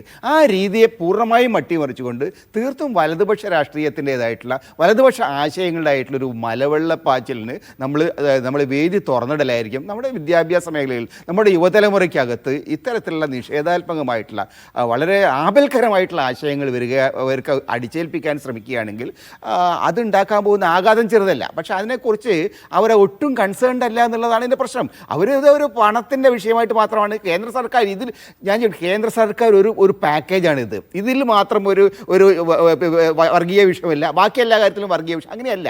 എഡ്യൂക്കേഷനുമായിട്ട് ബന്ധപ്പെട്ട് അവരുടെ എല്ലാ പ്രവർത്തനങ്ങളിലും വളരെ കൃത്യമായിട്ട് അവരുടെ രാഷ്ട്രീയ അജണ്ടയുണ്ട്, സാമ്പത്തികമായ അവരുടെ നിലപാടുകളിൽ ഈ കൃത്യമായിട്ടുള്ള അജണ്ടയുണ്ട്, കേന്ദ്ര സംസ്ഥാന ബന്ധങ്ങളിൽ അവരുടെ ഈ നിലപാടുണ്ട്. അപ്പോൾ അതുകൊണ്ട് ഇതെല്ലാം RSSൻ്റെ സമീപനം അല്ലെങ്കിൽ കേന്ദ്ര സർക്കാർ BJPയുടെ സമീപനം എന്ന് പറയുന്നത് ഏതെങ്കിലും ഒരു ഭാഗത്ത് മാത്രം മാറ്റി വെച്ചുകൊണ്ട് മറ്റ് മേഖലകളിൽ എന്ന് നമുക്ക് പറയാൻ നിങ്ങൾ ഞങ്ങളുടെ കുറച്ച് സ്കൂളുകൾ വേണമെങ്കിൽ നിങ്ങൾ അങ്ങ് എടുത്തോളൂ നിങ്ങളുടെ പരിപാടിക്ക് വേണ്ടി എന്ന ലൈൻ എടുക്കുന്നു സർക്കാരെന്നാണോ?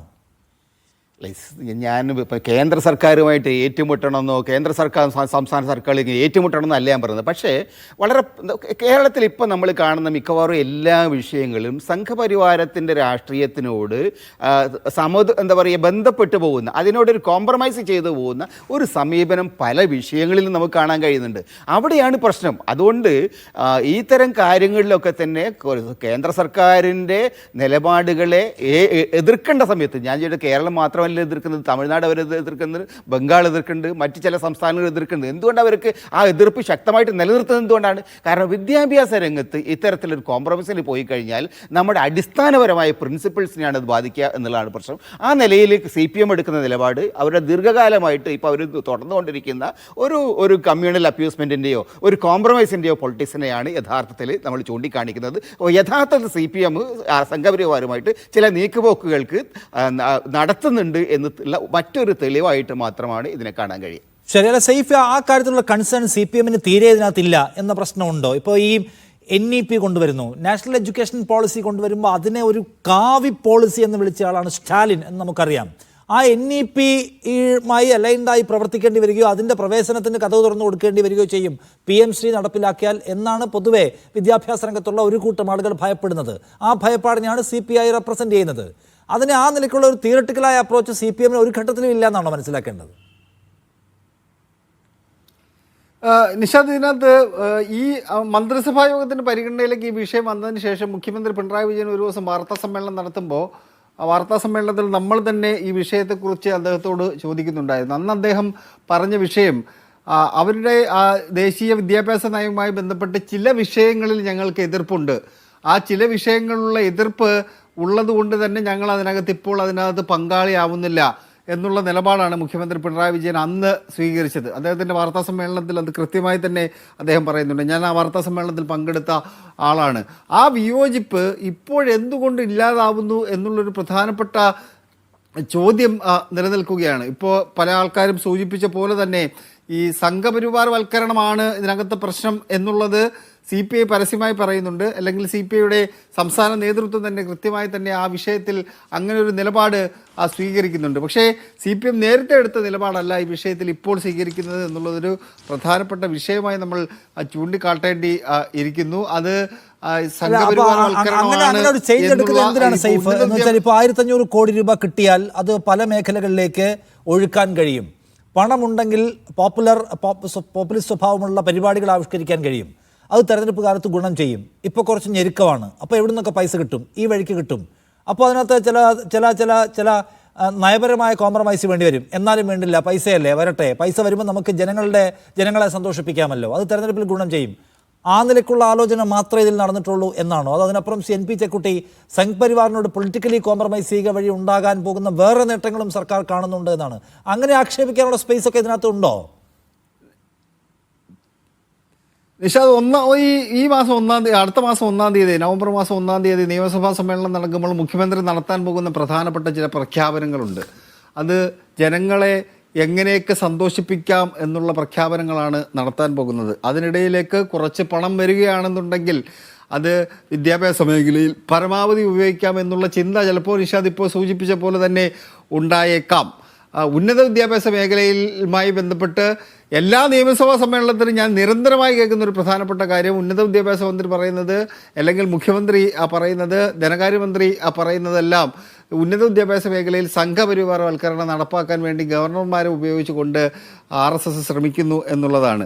അങ്ങനെ ഉന്നത വിദ്യാഭ്യാസ മേഖലയിൽ മാത്രമല്ലല്ലോ സംഘപരിവാരവൽക്കരണം ഇവിടെയും നടക്കുന്നുണ്ട് എന്നുള്ള വിഷയം അത് ശിവൻകുട്ടി ഭരിക്കുന്ന ആ വകുപ്പിലേക്ക് കൂടി എത്തിച്ചേരുമ്പോൾ സ്വാഭാവികമായിട്ടും ഒരു രാഷ്ട്രീയ തീരുമാനമായിരിക്കാം. അത് ശിവൻകുട്ടി എടുക്കുന്ന തീരുമാനമല്ല, അതൊരു രാഷ്ട്രീയ തീരുമാനത്തിൻ്റെ ഭാഗമായിട്ട് ഉണ്ടാകുന്നതാണ് എന്നുള്ളതാണ് ഒരു പ്രധാനപ്പെട്ട കാര്യം. എന്തായാലും ഈ ആദ്യ സർക്കാരിൻ്റെ കാലത്ത് ഏറ്റവും കൂടുതൽ കയ്യടി വാങ്ങിച്ചത്, പിണറായി വിജയൻ ഏറ്റവും കൂടുതൽ കയ്യടി വാങ്ങിച്ചത് എന്തിനാണ് എന്ന് ചോദിച്ചു കഴിഞ്ഞാൽ ലൈഫും പൊതുവിദ്യാഭ്യാസ മേഖലയുമായി ബന്ധപ്പെട്ട് കെട്ടിടങ്ങൾ നിർമ്മിച്ചതും വിദ്യാലയങ്ങളുടെ കെട്ടിടങ്ങൾ വലിയ രീതിയിൽ മാറ്റിമറിച്ചതും ഒക്കെയാണ് പിണറായി വിജയൻ നേടിയെടുത്ത ഏറ്റവും വലിയ കയ്യടിയിൽ ഒന്ന്. അത് ഈ അവസാന സമയത്ത് ഏതാണ്ട് ഇനിയിപ്പോൾ ഒരു 5-6 മാസമല്ലേ ഉള്ളൂ, അത്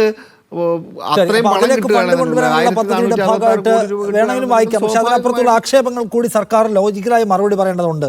അല്ല ബൽദേവ്, ഇതിനകത്ത് ഈ പദ്ധതി കൊണ്ടുവരുമ്പോൾ NEP-ക്ക് ഒരു റോളുമില്ല എന്ന് നിങ്ങൾ നിഷ്കളങ്കമായി പറയുകയാണോ? NEP-യെക്കുറിച്ച് വലിയ ആക്ഷേപം എല്ലാവർക്കും ഉണ്ട്, ഇപ്പുറത്ത് നിൽക്കുന്ന എല്ലാവർക്കും ഉണ്ട്. അതൊരു ഹിന്ദുത്വ പ്രോജക്റ്റാണ് എന്ന കാര്യത്തിൽ. ഇതിപ്പോൾ നമ്മളൊരു MOU ഒപ്പിടുമ്പോൾ അത് ഈ സ്കൂളുകളെ അവരുടെ കീഴിലാക്കാൻ അവർക്ക് കഴിയുന്ന ഒരു സാഹചര്യം തുറന്നു കിട്ടിയിരിക്കുകയാണ്. ആ സാഹചര്യത്തെ ഒരു BJP ഭരണകൂടം ഒരു നിലയ്ക്കും പൊളിറ്റിക്കലി പ്രയോജനപ്പെടുത്തില്ല എന്ന് നിഷ്കളങ്കമായി വായിക്കുന്നത് എന്തുമാത്രം ദുർബലതയായിരിക്കും എന്ന ക്വസ്റ്റ്യൻ ഒന്ന് അവിടെ ഉണ്ട്. 2, ഞങ്ങൾ കൊണ്ടുവരുന്ന ഈ PM ശ്രീ അംഗീകരിച്ചിട്ടില്ല എങ്കിൽ മറ്റ് പൈസയും ഞങ്ങൾ തരില്ല എന്ന് ബലം പിടിക്കുകയാണ് കേന്ദ്ര സർക്കാർ. എന്ന് വെച്ചാൽ അവർക്ക് ഈ PM ശ്രീ പ്രധാനപ്പെട്ട ഒന്നാണ്. അല്ലെങ്കിൽ എന്താണ്, പല പദ്ധതികളിലൊന്ന് സംസ്ഥാനങ്ങളിൽ ചിലത് അംഗീകരിച്ചിട്ടില്ല, വിട്ടേക്കാം എന്നല്ല, പക്ഷേ ഇത് നിങ്ങൾ അംഗീകരിച്ചേ പറ്റൂ, ഇല്ലെങ്കിൽ മറ്റേ പൈസയും തരില്ല. അപ്പോൾ ഇത് അംഗീകരിപ്പിക്കാനുള്ള ഒരു പ്രത്യേക നിർബന്ധ ബുദ്ധി അതെന്തിനാണ്? ആ പദ്ധതി വഴി ഞങ്ങൾക്ക് രാഷ്ട്രീയ ഗുണമുണ്ട് എന്നുള്ള പ്രത്യേക ആലോചന അതിൽ പ്രവർത്തിക്കുന്നുണ്ടല്ലോ. ഇതൊന്നും കാണാൻ കഴിയാത്ത വിധം, എല്ലാം നിഷ്കളങ്കമായി എടുക്കാൻ കഴിയും വിധം ഭരണം അങ്ങ് ഈ നിലയ്ക്കും കാഴ്ച മൂടിക്കളഞ്ഞോ ഈ സർക്കാരിൻ്റെ CPM എന്നുള്ള ക്വസ്റ്റ്യൻ അവിടെയുണ്ട്. കാരണം ഇതിലെ പ്രശ്നങ്ങളെ ഡിസക്റ്റ് ചെയ്യുകയും ചൂണ്ടിക്കാണിക്കുകയും ഒക്കെ ചെയ്യുന്നത് മാർക്സിസ്റ്റുകളും ലെഫ്റ്റ് നിരീക്ഷകരും ഒക്കെ തന്നെയാണ്. പക്ഷേ CPM-ന് മാത്രം അതിൽ കൺസേൺ ഇല്ല. നാഷണൽ എഡ്യൂക്കേഷൻ പോളിസിയിൽ എവിടെയും PM-ശ്രീ പദ്ധതിയുമായി ബന്ധപ്പെട്ട് നിങ്ങൾ ഈ പറയുന്ന രീതിയിലുള്ള കാവ്യവൽക്കരണത്തെക്കുറിച്ച് എങ്ങും പറയുന്നില്ല. PM-ശ്രീ പദ്ധതിയിൽ നടപ്പിലാക്കുന്ന കാര്യങ്ങളെക്കുറിച്ച് വളരെ വ്യക്തമായിട്ട് തന്നെ അവർ പറയുന്നുണ്ട്. ഓരോ ഈ പണം നിങ്ങൾ പറയുന്ന പോലെ എടുത്ത് മറ്റു കാര്യങ്ങളിൽ ചെലവാക്കാൻ പറ്റില്ല. അതുപോലെ ഈ 1500 കോടി രൂപ ഞാൻ തുടക്കത്തിലേ പറഞ്ഞു ഒരുമിച്ചെടുത്ത് ചെലവാക്കാൻ പറ്റുന്നതല്ല. ഇത് വർഷങ്ങളായിട്ട് ഓരോ സ്കൂളിൻ്റെ ഡെവലപ്മെന്റിന് വേണ്ടി തരുന്ന പണമാണ്. അത് ആ സ്കൂളിന്റെ പ്രവർത്തനങ്ങൾക്ക് ഉപയോഗിക്കാൻ പറ്റും. ആ സ്കൂളിൽ കേന്ദ്ര എഡ്യൂക്കേഷൻ പോളിസി അനുസരിച്ച് കൊണ്ടുവരുന്ന ഏതെങ്കിലും നിയമങ്ങൾ അല്ലെങ്കിൽ RSSനെ അനുകൂലിക്കുന്നതോ കാവ്യവൽക്കരിക്കുന്നതോ അല്ലെങ്കിൽ ചരിത്രപരമായി RSSകാർ കൂടുതൽ പ്രാധാന്യം നൽകുന്നതായ സ്കീമുകളൊന്നും അതിലേക്ക് വരുന്നതായിട്ട് നാളിതുവരെ ഇല്ല. ഇനി ഭാവിയിൽ ഉണ്ടാകുന്നു എന്ന് നമുക്ക് പറയാൻ പറ്റില്ല. നിലവിൽ നാഷണൽ എഡ്യൂക്കേഷൻ പോളിസിയുമായി ബന്ധപ്പെട്ട സ്കീം ഇംപ്ലിമെന്റ് ചെയ്യുന്ന രീതിയല്ല PM-ശ്രീ പദ്ധതി. അത് ആ രീതി രണ്ടിനെയും കൂടെ നമ്മൾ കൂട്ടിക്കുഴച്ച് കാണുകയും വേണ്ട. നാഷണൽ എഡ്യൂക്കേഷൻ പോളിസി വേറെ, PM-ശ്രീ പദ്ധതി വേറെ. അപ്പോൾ ഇതിന് നമ്മളൊരു വർഗീയവൽക്കരണമായിട്ടോ RSSന്റെ അജണ്ട നടപ്പിലാക്കുന്നതായിട്ട് കാണേണ്ട കാര്യമില്ല. പിന്നെ മറ്റൊന്ന്, ബഹുമാനപ്പെട്ട ശ്രീ അനിൽ ബോസ് പല കാര്യങ്ങൾ പറഞ്ഞു. കോൺഗ്രസ് ഭരിക്കുന്ന കർണാടകത്തിലും തെലങ്കാനയിലും ഒക്കെ ഈ പദ്ധതി എന്നേ നടപ്പിലാക്കി കഴിഞ്ഞു. കർണാടകത്തിൽ 478 സ്കൂളുകളിൽ നടപ്പിലാക്കിയിട്ടുണ്ട്. തെലങ്കാനയിൽ 794 സ്കൂളിൽ നടപ്പിലാക്കിയിട്ടുണ്ട്. ഞാൻ പറഞ്ഞ ഒറ്റ നോട്ടത്തിൽ ഇപ്പൊ എന്റെ ചോദ്യം ശ്രീ ബൽദേവ്, ഇതിനകത്ത് നേരത്തെ BJP ഭരിച്ചിരുന്നു. NEP-യുടെ ലക്ഷ്യങ്ങൾ നടപ്പിലാക്കാൻ ലക്ഷ്യമിടുന്ന ഒരു കേന്ദ്ര പദ്ധതി എന്ന നിലയ്ക്ക് PM-ശ്രീയെ കാണേണ്ട എന്നാണോ? അപ്പോൾ NEP-യുടെ ഭാഗമായിട്ടുള്ള മാതൃകാ വിദ്യാഭ്യാസ സ്ഥാപനങ്ങൾ സൃഷ്ടിക്കുന്നതിന്റെ ഭാഗമായാണ് PM-ശ്രീ സ്കൂളുകൾ വികസിപ്പിക്കുന്നത്. അതിനായിട്ടാണ് 15,000-ഓളം സ്കൂളുകളെ പ്രത്യേകമായി ലക്ഷ്യം വെച്ച് ആധുനികവും സാങ്കേതിക വിദ്യാസമ്പന്നവുമായ സ്ഥാപനങ്ങളാക്കി മാറ്റുന്നത്. PM-ശ്രീ പദ്ധതി എന്തിനാണ് ഉണ്ടാക്കിയിരിക്കുന്നത്? NEP-യുടെ വഴി സൃഷ്ടിക്കാനാണ്. NEP എന്താണോ സ്വപ്നം കാണുന്നത് അത് സാധ്യമാക്കുക എന്ന ഉദ്ദേശം അതിനകത്തുണ്ട്. അതുകൊണ്ടാണ് PM-ശ്രീയുമായി ബന്ധപ്പെട്ട് ഇത്രയും നിർബന്ധ ബുദ്ധി സംസ്ഥാനങ്ങളോട് കേന്ദ്ര സർക്കാർ കാണിക്കുന്നത് എന്ന് കാണണം. NEP-യിൽ ഊന്നൽ നൽകുന്ന ബഹുഭാഷാ വിദ്യാഭ്യാസം, വൈദഗ്ധ്യ വികസനം, സാങ്കേതിക വിദ്യാ സംയോജനം പോലെയുള്ളവ PM-ശ്രീയുമായി ബന്ധപ്പെട്ട ധാരണയുടെയും ഭാഗമാണ്. അപ്പോൾ PM-ശ്രീ വേറെ NEP വേറെ എന്ന് ഒറ്റയടിക്ക് പറയാൻ എങ്ങനെയാണ് കഴിയുക? NEP കാവ്യ അജണ്ടയാണെന്നുള്ള ആക്ഷേപം നേരിടുന്ന ഒരു പരിപാടിയാണ് എന്നത് കാണണം. എന്നാൽ ഇത് രണ്ടും തമ്മിൽ ഒരു ബന്ധവുമില്ല എന്ന് പറഞ്ഞ് ഈസിയായി പോകാൻ പറ്റുന്ന സംഗതിയല്ല.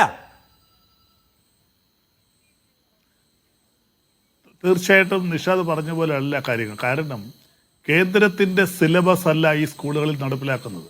കേന്ദ്രത്തിന്റെ ഒരു സിലബസ് വന്നെങ്കിൽ നിങ്ങൾ പറയുന്ന രീതിയിൽ ഈ പറയുന്ന രീതിയിലുള്ള ഒരു ദേശീയ തലത്തിൽ ഒരു കാവ്യവൽക്കരണവുമായി ബന്ധപ്പെട്ട സിലബസുകളിലേക്ക് പോകുന്നുള്ളൂ. നമ്മൾക്കറിയാം നേരത്തെ തന്നെ പല സ്കൂളുകളിലും അവരതിന് ശ്രമിച്ചതാണ്. ചരിത്രം മാറ്റിയെഴുതാൻ അവർ ശ്രമിച്ചു, സ്വാതന്ത്ര്യ സമരത്തിന്റെ ഏടുകൾ മാറ്റാൻ അവർ ശ്രമിച്ചു, പലയിടത്തും RSSന്റെ പല നേതാക്കന്മാരെയും സ്വാതന്ത്ര്യ സമരവുമായി ബന്ധപ്പെടുത്താൻ ശ്രമിച്ചു. ആ സിലബസുകൾ അത് കേന്ദ്ര എഡ്യൂക്കേഷൻ പോളിസിയുടെ കീഴിൽ വരുന്ന സിലബസ് അല്ലത്. ആ സിലബസുകൾ ചില സ്കൂളുകളിൽ അവർ ഭരിക്കുന്ന സ്റ്റേറ്റുകൾ നടപ്പിലാക്കിയിട്ടുണ്ട്. മറ്റ് സംസ്ഥാനങ്ങളിൽ നടപ്പിലാക്കുന്ന സിലബസ് സ്റ്റേറ്റ് സിലബസ് തന്നെയാണ്. ഈ പറയുന്ന 152 ബ്ലോക്കുകളിലെ 304 സ്കൂളുകളിലും കേരള സംസ്ഥാനം പാസ്സാക്കുന്ന ആ എഡ്യൂക്കേഷൻ പോളിസി തന്നെയായിരിക്കും പ്രൈമറി മുതൽ സീനിയർ സെക്കൻഡറി വരെയുള്ള സ്കൂളുകളിൽ നടപ്പിലാക്കുന്നത്. അവിടെ കേന്ദ്ര ഗവൺമെന്റിന്റെ സിലബസ് അനുസരിച്ചല്ല പഠിപ്പിക്കുന്നത്. ഇത് ആരാണ് ഇങ്ങനെ വ്യാപകമായ ഒരു പ്രൊപ്പഗൻഡ കൊടുക്കുന്നത് എനിക്കറിയില്ല. പിന്നീട് മറ്റൊരു കാര്യം, ഇങ്ങനെ ഈ 304 സ്കൂളുകളിൽ നടപ്പിലാക്കി കഴിഞ്ഞാൽ അത് മതസൗഹാർദ്ദം തകരുമെന്നും അവിടെ വർഗീയ സംഘർഷം ഉണ്ടാകുമെന്നും ഒക്കെയുള്ള കാഴ്ചപ്പാടുകൾ ഒരു കാഴ്ചപ്പാടാണ്. ഒരു സ്കൂളിൽ ഒരു സിലബസ് അനുസരിച്ച് വിദ്യാഭ്യാസമായിട്ട് മുന്നോട്ട് പോകുമ്പോൾ അവിടെ എങ്ങനെയാണ് ഇങ്ങനെ ഒരു സംഘർഷാവസ്ഥ ഉണ്ടാകുന്നത്? അത് തീർച്ചയായിട്ടും നമ്മുടെ വിദ്യാഭ്യാസ മേഖലയിൽ, വിശേഷിച്ച് പ്രാഥമിക മേഖലയിൽ ഇത് സീനിയർ സെക്കൻഡറി വരെയാണ് പോകുന്നത്. ഇത് ഹയർ എഡ്യൂക്കേഷനിലേക്ക് പോകുന്നില്ല, ഡിഗ്രി തലത്തിലേക്ക് പോകുന്നില്ല, മറ്റ് ഉന്നത വിദ്യാഭ്യാസ മേഖലയിലേക്ക് പോകുന്നില്ല, IT മേഖലയിലേക്ക് പോകുന്നില്ല. ഇത് പ്രൈമറി മുതൽ സീനിയർ സെക്കൻഡറി, ഇപ്പം നമ്മൾ +2 വരെയുള്ള അത്രയും മേഖലകളിൽ മാത്രമാണ് ഇത് പോകുന്നത്. അപ്പോൾ അതിനുശേഷമാണ് നമ്മളെല്ലാവരും പ്രാഥമികമായിട്ട് മറ്റ് ഉന്നത വിദ്യാഭ്യാസ മേഖലയിലേക്കോ ഡിഗ്രിയിലേക്കോ IT മേഖലയിലേക്കോ എഞ്ചിനീയറിംഗ്, MBBS തുടങ്ങിയ പ്രൊഫഷനുകളിലേക്ക് നമ്മൾ പോകുന്നത്. പ്രൊഫഷനുകളെല്ലാം ഉണ്ടാകുന്നത് സീനിയർ സെക്കൻഡറിക്ക് ശേഷമാണ്. അപ്പോൾ സീനിയർ സെക്കൻഡറി വരെയുള്ള വിദ്യാഭ്യാസത്തിൽ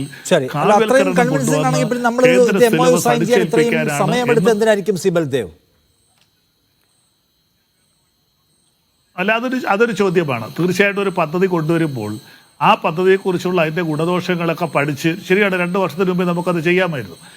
ആ ഗുണദോഷങ്ങളെല്ലാം പഠിച്ചിട്ട് അതിനകത്ത് എന്തൊക്കെ പോരായ്മ ഉണ്ടാകും, എതിർക്കേണ്ടടുത്ത് എതിർക്കണം. അത് നേരത്തെ അങ്ങനെ നമ്മൾ ഒപ്പിടാഞ്ഞത് കൊണ്ട് അതൊരു തെറ്റായി പോയി എന്ന് കാണേണ്ട കാര്യമില്ല. നേരത്തെ നമുക്ക് എതിർപ്പുണ്ടായിരുന്നു.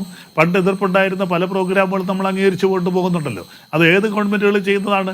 എതിർക്കപ്പെടേണ്ടതൊക്കെ എതിർക്കപ്പെടുക തന്നെ വേണം. പക്ഷേ ആ എതിർപ്പുകൾ ശാശ്വതമായിട്ട് കൊണ്ടുപോകാനുള്ളതല്ല. ശ്രീ എൻ പി ചെക്കുട്ടി പറഞ്ഞതുപോലെ കേന്ദ്രവും സംസ്ഥാനവും തമ്മിൽ ഒരിക്കലും കേന്ദ്ര ഗവൺമെൻറ്റിൻ്റെ പദ്ധതി വിഹിതങ്ങൾ കൊണ്ടാണ് എല്ലാ സംസ്ഥാനങ്ങളും നിലനിൽക്കുന്നത്. നമ്മുടെ പ്രധാന വരുമാന സ്രോതസ് എന്ന് പറയുന്നത് കേന്ദ്ര ഗവൺമെൻറ് പദ്ധതി വിഹിതങ്ങളാണ് പല രീതിയിൽ നമുക്ക് വരുന്നത്. അപ്പോൾ അതുകൊണ്ട് അവരുമായിട്ട് തീർച്ചയായിട്ടും ഒരു ടഗ് ഓഫ് വാറിലൂടെ നമുക്ക് തീർച്ചയായിട്ടും മുന്നോട്ട് പോകാൻ പറ്റില്ല. ഒരു എല്ലാ രീതിയിലും ഒരു സന്തുലിതാവസ്ഥയിലൂടെ മാത്രമേ, ഒരു സമചിത്തതയിലൂടെ മാത്രമേ മുന്നോട്ട് പോകാൻ പറ്റൂ. ഒരു സമന്വയത്തിന്റെ ഭാഷ അവിടെ എടുക്കേണ്ടി വരുമെന്നാണ് ഒരു കാര്യം. മറ്റേത് ഹിന്ദുത്വ പദ്ധതിയാണ് എന്ന് തെറ്റായി വിചാരിക്കേണ്ടതില്ല എന്ന് പറയാൻ ശ്രമിക്കുകയാണ് CPIM-ന്റെ പോർഷൻ പറയുന്ന ശ്രീ ബൽദേവ്. ശ്രീ അനിൽ ബോസ്, കോൺഗ്രസ് ഭരിക്കുന്ന സംസ്ഥാനങ്ങൾ ഇതിന്റെ MOU സൈൻ ചെയ്തിട്ടുണ്ടെന്നാണ്.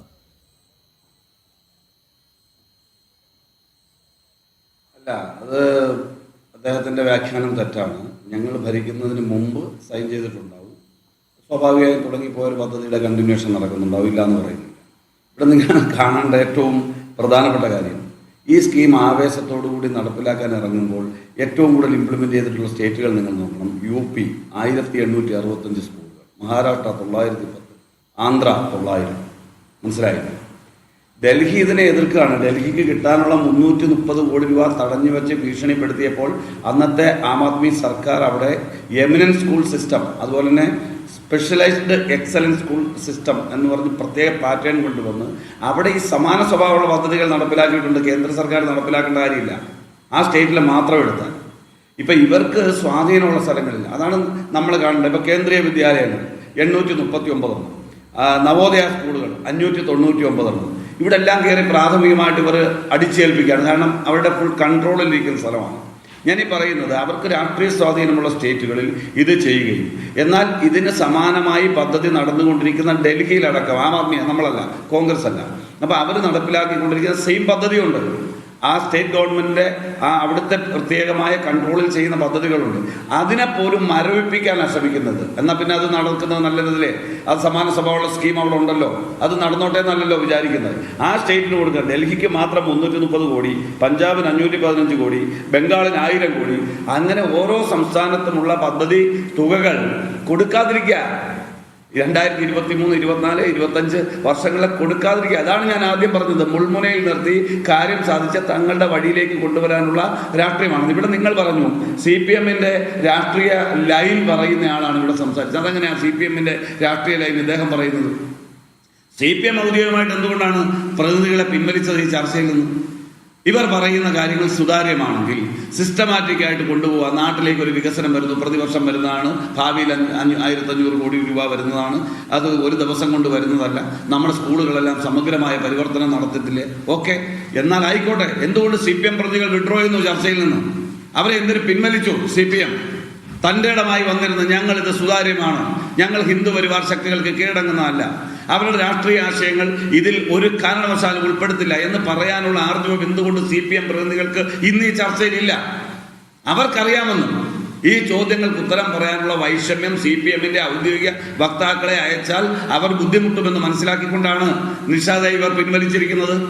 ബൽദേവ് സച്ചാനന്ദൻ ചർച്ചയിൽ പങ്കെടുക്കുന്നയാളാണ്. അദ്ദേഹം ഇടതുപക്ഷത്തിന് അനുകൂലമായി പറഞ്ഞോട്ടെ, അല്ലെങ്കിൽ പറയാതിരുന്നോട്ടെ, അതൊന്നും നമ്മുടെ സബ്ജക്റ്റ് അല്ല. ഇവിടെ കേരളം ഭരിക്കുന്ന ഒരു രാഷ്ട്രീയ പാർട്ടി, മുന്നണി, ആ മുന്നണിക്ക് നേതൃത്വം നൽകുന്ന പാർട്ടി സ്വമേധയാ മുന്നണിയുടെ തീരുമാനമില്ലാതെ ഒരു പദ്ധതി നടപ്പിലാക്കും. അത് മുഖ്യമന്ത്രിയുടെ ഇടപെടലാകട്ടെ, വിദ്യാഭ്യാസ മന്ത്രിയുടെ ഇടപെടലാകട്ടെ, അത് പറയാൻ എന്തിന് CPM ഭയക്കണം? ചാനൽ ഫ്ലോറുകളിലെത്തി കേരളത്തിലെ പൊതുസമൂഹത്തോട് അല്ലെങ്കിൽ ഇതിൻ്റെ പ്രേക്ഷകരോട് ഞങ്ങളുടെ നിലപാട് ഇതാണ്, ഞങ്ങൾ സുതാര്യമാണ്, ഞങ്ങൾ കാര്യങ്ങൾ ചെയ്യുന്നത് സംശുദ്ധമായിട്ടാണ് എന്ന് പറയാൻ CPM എന്തിനാണ് ഭയക്കുന്നത്? എന്തുകൊണ്ടാണ് ഭയക്കുന്നത്? മടിയിൽ കനമില്ലാത്ത വഴി ഭയക്കേണ്ട കാര്യമില്ല നിഷാദെ.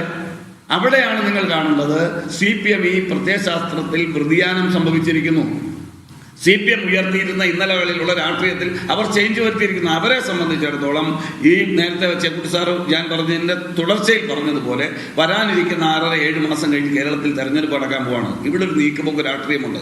ആ നീക്കുപോക്ക് രാഷ്ട്രീയത്തെ അരക്കിട്ട് ഉറപ്പിക്കുന്നതിൻ്റെ ഭാഗമായി കേന്ദ്ര സർക്കാരിനോട് ഞങ്ങൾ യുദ്ധത്തിലില്ല, ഞങ്ങൾ സറണ്ടർ ചെയ്തിരിക്കുന്നു, ഞങ്ങൾക്ക് ഒരു വട്ടം കൂടി കേരളം ഭരിക്കണം, അതിന് നിങ്ങളുടെ ആശയത്തെ ഞങ്ങൾ ഉൾക്കൊള്ളാൻ തയ്യാറാണ്. എന്തിന് BJP ഇവിടെ ഗവൺമെൻറ് ഒന്നും ഉണ്ടാകത്തില്ല, നിങ്ങളുടെ ആശയം നടപ്പിലാക്കാൻ ഞങ്ങളുണ്ട്, അതുകൊണ്ട് നിങ്ങൾ ഞങ്ങളെ സഹായിക്കൂ എന്ന് പറയുന്ന പറയുന്ന കൃത്യമായ മെസ്സേജാണ് മുഖ്യമന്ത്രി. അല്ലെങ്കിൽ ഞാൻ ചോദിക്കട്ടെ, കേരളത്തിന്റെ ചരിത്രത്തിൽ പാർട്ടിയുടെയോ അല്ലെങ്കിൽ മുന്നണിയുടെയോ തീരുമാനമില്ലാതെ, ഒരു ക്യാബിനറ്റിന്റെ തീരുമാനമില്ലാതെ ഇത്രയും പ്രധാനപ്പെട്ട ഒരു കാര്യത്തിന് വേണ്ടി ഈ ഗവൺമെന്റ് ഇറങ്ങുമെന്ന് നിങ്ങൾ വിചാരിക്കുന്നുണ്ടോ? അങ്ങനെ ചരിത്രം എൽ ഡി എഫിനുണ്ടോ? അങ്ങനെ ചരിത്രം CPM സംസ്ഥാന കമ്മിറ്റി ഈ വിഷയത്തിൽ ഒരു നിലപാട് വ്യക്തമാക്കി ഗവൺമെന്റ് ഇന്നത് ചെയ്യണം, ഇതാണ് നമ്മുടെ പോളിസി, അത് നമുക്ക് സ്വാഗതം ചെയ്യാവുന്നതാണ് എന്ന് പറഞ്ഞിട്ടില്ല. പറയാൻ കഴിയില്ല ഇവർക്ക്. അപ്പൊ ഇവർക്ക് ആവശ്യം പദ്ധതി നടപ്പിലാക്കുക എന്നത് ആണ് എന്ന് ഞാൻ ധരിക്കുന്നില്ല. ആ നടപ്പിലാക്കുന്നു എന്ന് പറഞ്ഞ് അവരുടെ പ്രീതി പിടിച്ചു വിട്ടാനുള്ള ഒരു നടപടിക്രമം മാത്രമായിട്ടാണ് ഞാൻ ഈ വിഷയത്തെ നോക്കിക്കാണുന്നത്. അതുകൊണ്ടാണ് ഞാൻ പറഞ്ഞത് ഓരോ സ്റ്റേറ്റിൽ അനുവദിച്ചിട്ടുള്ള ബിജെപിയുടെ പ്രീതി പിടിച്ചുപറ്റാനുള്ള ശ്രമമാണെന്നുള്ള ആക്ഷേപം നിലനിർത്തുകയാണ് താങ്കൾ. അല്ല, ബൽദേവ്, ഇതിനകത്ത് നേരത്തെ NP ചെക്കുട്ടി ചൂണ്ടിക്കാണിച്ചതുപോലെ നിരാശപ്പെടാൻ മാത്രമാണോ CPIക്ക് വിധി? ഒന്ന്. രണ്ട് കാര്യങ്ങൾ. തൃശ്ശൂരിലെ ഈ പൂരം കലക്കൽ, BJPയെ സഹായിക്കാൻ നടത്തിയിട്ടുള്ള പൂരം കലക്കൽ പ്രശ്നം സീരിയസ് ആയിട്ട് അവർ ഉന്നയിച്ചു. പക്ഷേ ആ ഉദ്യോഗസ്ഥനെതിരെ നടപടി സ്വീകരിക്കുകയോ അതിനകത്തൊരു FIR ഇടുക പോലും ചെയ്യാതെ പൂരം കലക്കലിൽ ഒരു രാഷ്ട്രീയ നിലപാടും പറയാതെ ഒളിച്ചു കളിക്കുകയാണ് CPM. അതിൻ്റെ നഷ്ടം CPIക്ക്, നേട്ടം BJPക്ക് എന്ന് കാണണമല്ലോ. ഇവിടെയും CPI എതിർപ്പുന്നയിക്കുന്നു. അവർക്ക് നഷ്ടം, അവരെ സെറ്റിൽ ചെയ്യുമെന്ന് ആത്മവിശ്വാസത്തോടെ പറയുകയാണ് മന്ത്രി. നഷ്ടം അവർക്ക്, നേട്ടം BJPക്ക്. കാരണം BJP ആഗ്രഹിച്ച ഒരു പരിപാടി കേരളത്തിൽ നടപ്പിലാക്കാൻ കഴിയുന്നു. അപ്പോൾ ഈ രണ്ട് സംഗതികൾക്കും സമാനതയുണ്ട്. അതിനകത്ത് വേണമെങ്കിൽ ഈ അനിൽ ബോസിന് ആക്ഷേപം കടുപ്പിക്കാനുള്ള ഇടം ബാക്കിയാവുകയും ചെയ്യുന്നുണ്ട്.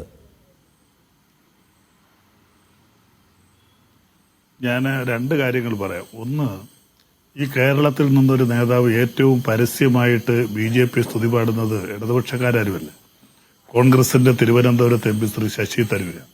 അദ്ദേഹം ഇന്ത്യക്കകത്ത് മാത്രമല്ല പുറത്തും പോയി ഇന്ത്യയിലെ എല്ലാ കാര്യങ്ങളും BJP ഗവൺമെന്റ് പ്രശംസിക്കുന്നു. ഹൈക്കമാൻഡ് നോക്കൂത്തിയാണ് നിൽക്കുന്നു. പിന്നെ തൃശ്ശൂരെ കാര്യം പറഞ്ഞു.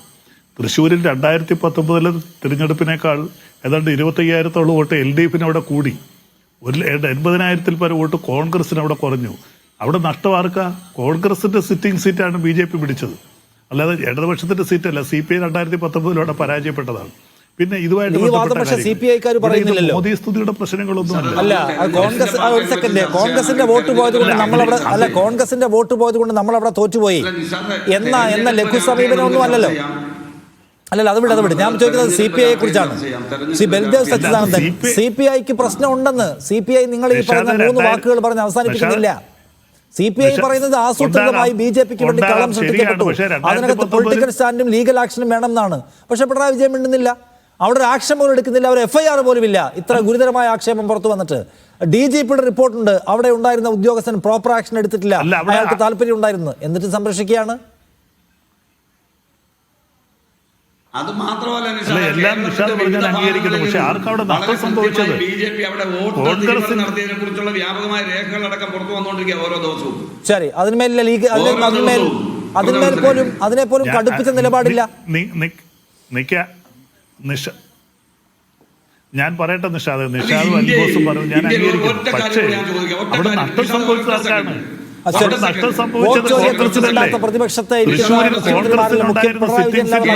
സർക്കാരിനെതിരെ ഇന്ത്യയിലെ മുഴുവൻ പ്രതിപക്ഷ പാർട്ടികളും, ഞാൻ ചോദിക്കുന്നത് ഒറ്റ ചോദ്യം കൂടി, കേരള മുഖ്യമന്ത്രി ഒഴിച്ച് ഇന്ത്യയിലെ മുഴുവൻ പ്രതിപക്ഷ പാർട്ടികളും വോട്ട് അധികാർ യാത്ര അല്ലെങ്കിൽ വോട്ട് ചോരി എന്നുള്ള നിലയിൽ സർക്കാരിനെതിരെ ഇലക്ഷൻ കമ്മീഷന്റെ തൃശ്ശൂരിലെ അടക്കമുള്ള കാര്യങ്ങൾ ചൂണ്ടിക്കാണിച്ചുകൊണ്ട് പ്രത്യക്ഷ സമരം നടത്തുമ്പോൾ ഒരു വരി കേന്ദ്ര സർക്കാരിനെതിരെ കേരളത്തിലെ മുഖ്യമന്ത്രി പറഞ്ഞു.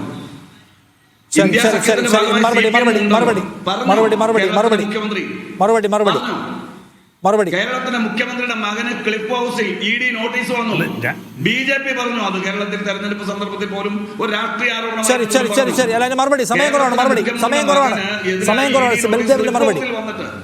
മറുപടി പറഞ്ഞു.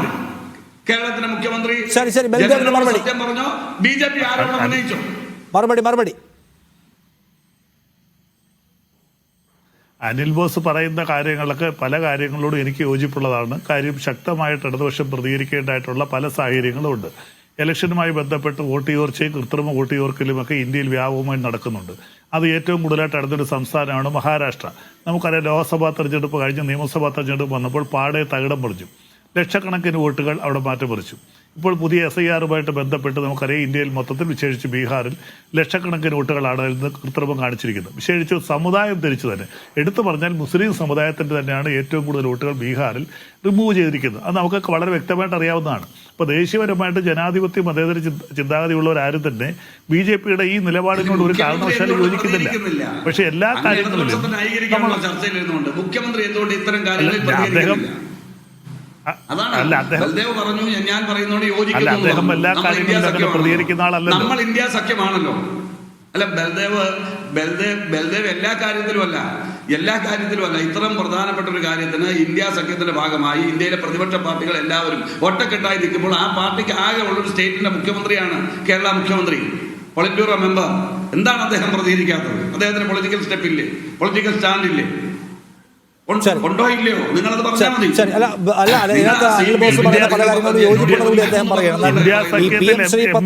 അദ്ദേഹം നിലപാട് ആവർത്തിക്കുകയും ചെയ്യുന്നു. NP ചെക്കുട്ടി, അല്ല, ഞാൻ ഇതിന്റെ വേറൊരു രാഷ്ട്രീയ വശം ചോദിക്കുകയാണ്. NP ചെക്കുട്ടി, അതായത് BJP കൊണ്ടുവരുന്ന ഒരു പ്രോജക്റ്റിനോട് വിയോജിപ്പൊന്നുമില്ലാതെ അംഗീകരിക്കുന്നു, ചേർന്ന് പോകുന്നു സംസ്ഥാന സർക്കാർ എന്ന ഒരു ചർച്ച വരികയാണല്ലോ. അതേക്കുറിച്ചാണ് നമ്മൾ സംസാരിക്കുന്നത്. അതിൽ വരുന്ന ആക്ഷേപം BJP-യോട് ഇതാ ചേരുന്നു എന്ന മറ്റുള്ള ആക്ഷേപമാണ്. അത് വേറെ വഴിക്ക് പ്രയോജനപ്പെടുത്താമെന്ന വളഞ്ഞ ബുദ്ധിയും CPM-നുണ്ടെന്നാണോ? അല്ല, എനിക്ക് തോന്നുന്നത് CPM-ന്റെ പൊളിറ്റിക്കൽ പൊസിഷനിൽ വളരെ സീരിയസ് ആയിട്ടുള്ള ഒരു ഇറോഷൻ സംഭവിക്കുന്നുണ്ട്. അത് വളരെ ഗൗരവമുള്ളൊരു വിഷയമാണ്. RSSന്റെ ഐഡിയോളജിയാണ് യഥാർത്ഥത്തിൽ അവർ എഡ്യൂക്കേഷൻ മേഖലയിൽ നടപ്പിലാക്കാൻ ശ്രമിച്ചത്. ഞാൻ 1999-2004 കാലത്ത് മുരളി മനോഹർ ജോഷിയുടെ ഭരണകാലത്ത് ഉണ്ടാക്കിയ മാറ്റങ്ങൾ ചുരുങ്ങിയ സമയം കൊണ്ട്, അതിനുശേഷം അർജുൻ സിംഗാണ് ആ വകുപ്പ്. അദ്ദേഹം പറഞ്ഞത് we are in a process of detoxification, വിഷമിറക്കൽ പ്രക്രിയയിലൂടെ ഞങ്ങൾ കടന്നു വന്നിച്ചാൽ അതിനുശേഷം ഇപ്പോൾ ഒരു 10 വർഷത്തിലേറെയായി ഈ സംഘപരിവാരത്തിൻ്റെ ഭരണമാണുള്ളത്. RSSന്റെ ഈ അജണ്ട എന്ന് പറയുന്നത് അവർക്കറിയാം, വിദ്യാഭ്യാസ മേഖലയെ പിടിക്കാതെ വിദ്യാഭ്യാസ മേഖലയിലൂടെ മാത്രമാണ് അവരുടെ രാഷ്ട്രീയ അജണ്ട, അവരുടെ സാമുദായികമായ അവരുടെ ഹിന്ദു രാഷ്ട്രം അത് സ്ഥാപിക്കാനുള്ള വഴി ഇതാണ്.